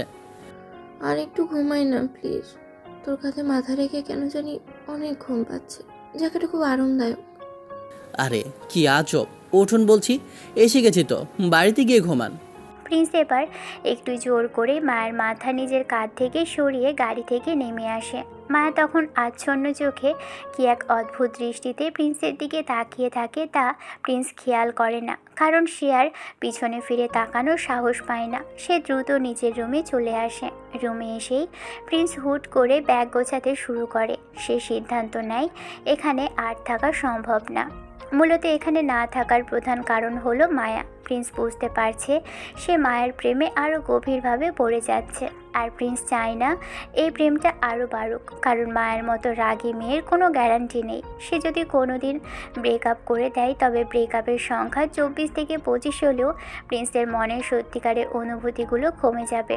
সে চায় না এই সুন্দর মায়া তার জীবনে একটা সংখ্যা হয়ে থাকুক। তার ব্যাগ গোছানো শেষ করে কাউকে কিছু না বলে মাঝরাতে ব্যাগ নিয়ে সোজা গ্রাম ছেড়ে নিজ শহরের বাসার উদ্দেশ্যে রওনা দেয় প্রিন্স। শহর ছেড়ে পালিয়ে আসার পর 2 দিন কেটে যায়। প্রিন্স নিজের বাসার ছাদে একা দাঁড়িয়ে আছে। বিকেলের আকাশটা আজ কেন জানি খুব ফ্যাকাশে লাগছে। কিছুতেই মন বসে না প্রিন্সের। তার কেবলই মায়াকে দেখতে ইচ্ছে করছে। 25 নম্বর প্রেমের তালিকায় মায়ের নাম যুক্ত করতে গিয়ে প্রিন্সে কখন নিজের অজান্তে সত্যি সত্যি ওকে ভালোবেসে ফেলেছে তা সে নিজেও বুঝতে পারেনি। কিন্তু এই রাগী চশমাওয়ালি কি তাকে কোনোদিনও বুঝবে? প্রিন্স যখন এইসব ভাবনায় মগ্ন তখন কারো কণ্ঠস্বর তার চিন্তার সুতো ছিঁড়ে যায়। প্রিন্স, এদিকে তাকায় একবার। প্রিন্স ঘুরে তাকায়। জাইমা ছাদে এসে দাঁড়িয়েছেন। তার পিছনে গম্ভীর মুখে দাঁড়িয়ে আছেন প্রিন্সের বাবা। প্রিন্স হালকা হেসে পরিস্থিতি সামাল দেওয়ার চেষ্টা করে। আম্মু, তুমি হঠাৎ আসছো, কি ব্যাপার? তোর মতো ফাজিল আর বেয়াদব ছেলে আমি আর একটাও দেখিনি। গ্রাম থেকে এভাবে চোরের মতো পালিয়ে কেউ আসে? কেন আম্মু, আমি আবার কি করলাম? তোমার বড় কি নতুন করে আরেকটা প্রেম করিয়ে দিয়েছে নাকি? ফাইজলামি করিস না প্রিন্স। বড়দের সাথে কিভাবে কথা বলতে হয় সেটা কি ভুলে গেছিস? ও হিরো, তুমি আছো দেখছি। তোমাদের দুজনকে একসাথে বেশ মানিয়েছে। প্রিন্সের বাবা এবার মেজাজ গরম করে কিছু বলতে যান, কিন্তু জাইমা তাকে থামিয়ে দেন। জাইমা প্রিন্সের দিকে এক পা এগিয়ে এসে খুব সিরিয়াস মুখে কথা বলতে শুরু করে। দেখ, একটা মাত্র ছেলে বলে তোকে আমরা সবসময় বন্ধুর মতো ট্রিট করেছি। তোকে না জানিয়েই আমরা মায়ার সাথে তোর বিয়ে ঠিক করে রেখেছি অনেক আগেই। এই কথাটা মায়াও জানে, কিন্তু তুই না বলে পালিয়ে এসে কাজটা একদমই ঠিক করলি না। আজকে থেকে তুই আমার ছেলের বদলে বৌমা হয়ে থাকবি, আর আমি তোকে দজ্জাল শাশুড়ির মতো ট্রিট করব। যা নিচে গিয়ে সব থালা বাসন মেজে আন। আম্মু, এটা কি বলছো? আমার বিয়ে মায়ের সাথে? চলো তো প্রিন্সের মা, এই বেয়াদব ছেলের মুখ আমি আর এক মুহূর্ত দেখব না। মুখ না দেখে তোমরা আমার পিছনটা তো দেখতে পারো, অন্তত পালানোর স্টাইলটা দেখবে। প্রিন্সের কথা শুনে জাইমা তাকে মারার জন্য তেড়ে আসে, কিন্তু বাবা কোনো মতে হাসি মুখে জাইমাকে নিয়ে নিচে চলে যায়। প্রিন্স একা দাঁড়িয়ে হাঁপাতে থাকে। তার বুকটা তখন প্রবল বেগে কাঁপছে। সে কি শুনলো এটা? মায়া তবে তার জন্যই নির্ধারিত ছিল? মায়াও জানতো যে তাদের বিয়ে ঠিক হয়েছে? হঠাৎ কারো পায়ের নুপুরের মিষ্টি শব্দ প্রিন্সের কানে আসে। সে ধীর পায়ে পিছনে ফিরতেই দেখে সামনে মায়া দাঁড়িয়ে আছে। মায়ের চেহারার দিকে তাকাতেই বোঝা যাচ্ছে সে অনেকটা পথ জার্নি করে এসেছে। তার চোখ দুটো লাল হয়ে আছে, বোঝাই যাচ্ছে যে অনেক কেঁদেছে। মায়া হন্তদন্ত হয়ে প্রিন্সের দিকে এগিয়ে আসে। রাগে আর অভিমানে মায়া কোনো কথা না বলেই ঠাস করে প্রিন্সের গালে একটা চড় বসিয়ে দেয়। প্রিন্স কোনো প্রতিবাদ না করেই কেবল মায়া চোখের দিকে তাকিয়ে থাকে। মায়া কাঁদতে কাঁদতে চিৎকার করে ওঠে। তোকে না আমি বলেছিলাম তুই সারাক্ষণ আমার সাথে সাথে থাকবি, তুই কখনো আমার পিছু ছাড়বি না? এটা তোকে বলিনি? তাহলে তুই কেন না বলে এভাবে চলে এসেছিস? আমাকে একা ফেলে আসার সাহস তোকে কে দিল? প্রিন্স কিছু বলে না। সে মায়ের থেকে কিছুটা সরে আসে আর তীক্ষ্ণ দৃষ্টিতে তার দিকে তাকিয়ে থাকে। মায়া নিজেকে সামলাতে পারে না। সে দৌড়ে এসে প্রিন্সকে শক্ত করে জড়িয়ে ধরে। প্রিন্স মূর্তির মতো ঠায় দাঁড়িয়ে থাকে। মায়া প্রিন্সের বুকে মুখ লুকিয়ে ফোপাতে থাকে। কি হলো? কথা বলছিস না কেন? তুই কি জানিস না তোকে আমি কত বেশি ভালোবাসি? তুই কেন আমাকে বুঝিস না রে গাধা? আমি আপনাকে একদমই ভালোবাসি না, আর দয়া করে এভাবে দৌড়ে আমার গায়ের উপর আসবেন না। আপনি এমনিতেই একটু মোটু টাইপের। যদি দৌড়ে আসেন আর আমি যদি টাল সামলাতে না পেরে ছাদ থেকে পড়ে যাই, তখন কি হবে? প্রিন্সের কথা শুনে মায়া তার বুক থেকে মাথা তুলে অবাক হয়ে তাকিয়ে থাকে। চোখের চশমার কাঁচটা চোখের পানির সাদা জলে ঝাপসা হয়ে গেছে। প্রিন্স আর নিজের হাসি চেপে রাখতে পারে না। সে হাহা করে হাসতে থাকে। মায়া হতভম্ব হয়ে চেয়ে থাকে। হাসিস কেন তুই? আমি এখানে কষ্টে মরে যাচ্ছি আর তুই হাসছিস? আমি আপনাকে ভালোবাসতে পারি কেবল একটা শর্তে। কি শর্ত সেটা বল। এতদিন যতগুলো থাপ্পড় আপনি আমাকে দিয়েছেন, এখন থেকে ঠিক ততগুলো পাপ্পি বা চুমু আমাকে দিতে হবে। রাজি? কি এত বড় সাহস তোর? প্রিন্স আবারও একটা চড় খাওয়ার জন্য নিজেকে প্রস্তুত করে চোখ বন্ধ করে, কিন্তু কয়েক মিনিট পার হয়ে যাওয়ার পরও যখন মায়া কোনো চড় মারে না, তখন প্রিন্স ধীরে ধীরে চোখ মেলে তাকায়। সে দেখে মায়া তার দিকে এক দৃষ্টিতে তাকিয়ে আছে। মায়া তার চোখের গোল চশমাটা খুলে হাতে নিয়েছে। চশমা ছাড়া মায়াকে দেখে প্রিন্স একদমই ভরকে যায়। সে মনে মনে ভাবে, এই মেয়েটাকে চশমা পরা অবস্থায় যতটা কিউট লাগে, চশমা খুললে কিন্তু তার থেকে অনেক বেশি বাজে লাগে। প্রিন্সের মনের ভিতর রোমান্টিকতা এক নিমেষেই উধাও হয়ে যায়। ওই, তুমি আগে চশমাটা পরো বলছি। কেন পরবো চশমা? চশমা কি সবসময় পরে থাকা যায়? কেন জানি বাজে লাগছে তোমাকে দেখতে। চশমা না পরলে তোমার সৌন্দর্য খুঁজে পাচ্ছি না। তাহলে তো আমি চশমা আর পরবোই না, আমার এভাবেই ভালো লাগছে। থুর, একদম জেদ করো না, চশমাটা পরো তো বলছি। পারবো না পড়তে, আমার চোখ এখন একদম ফ্রি লাগছে। চশমা পরো বলছি, না হলে আমি কিন্তু রাগ করব। না, কিছুতেই পরবো না। দেখি কি করতে পারিস তুই। মায়ের সাথে চশমা নিয়ে টানাটানি করতে করতে হঠাৎ হাত থেকে পিছলে চশমাটা নিচে পড়ে যায়। চশমার কাঁচটা মাঝখান দিয়ে ভেঙে 2 টুকরো হয়ে যায়।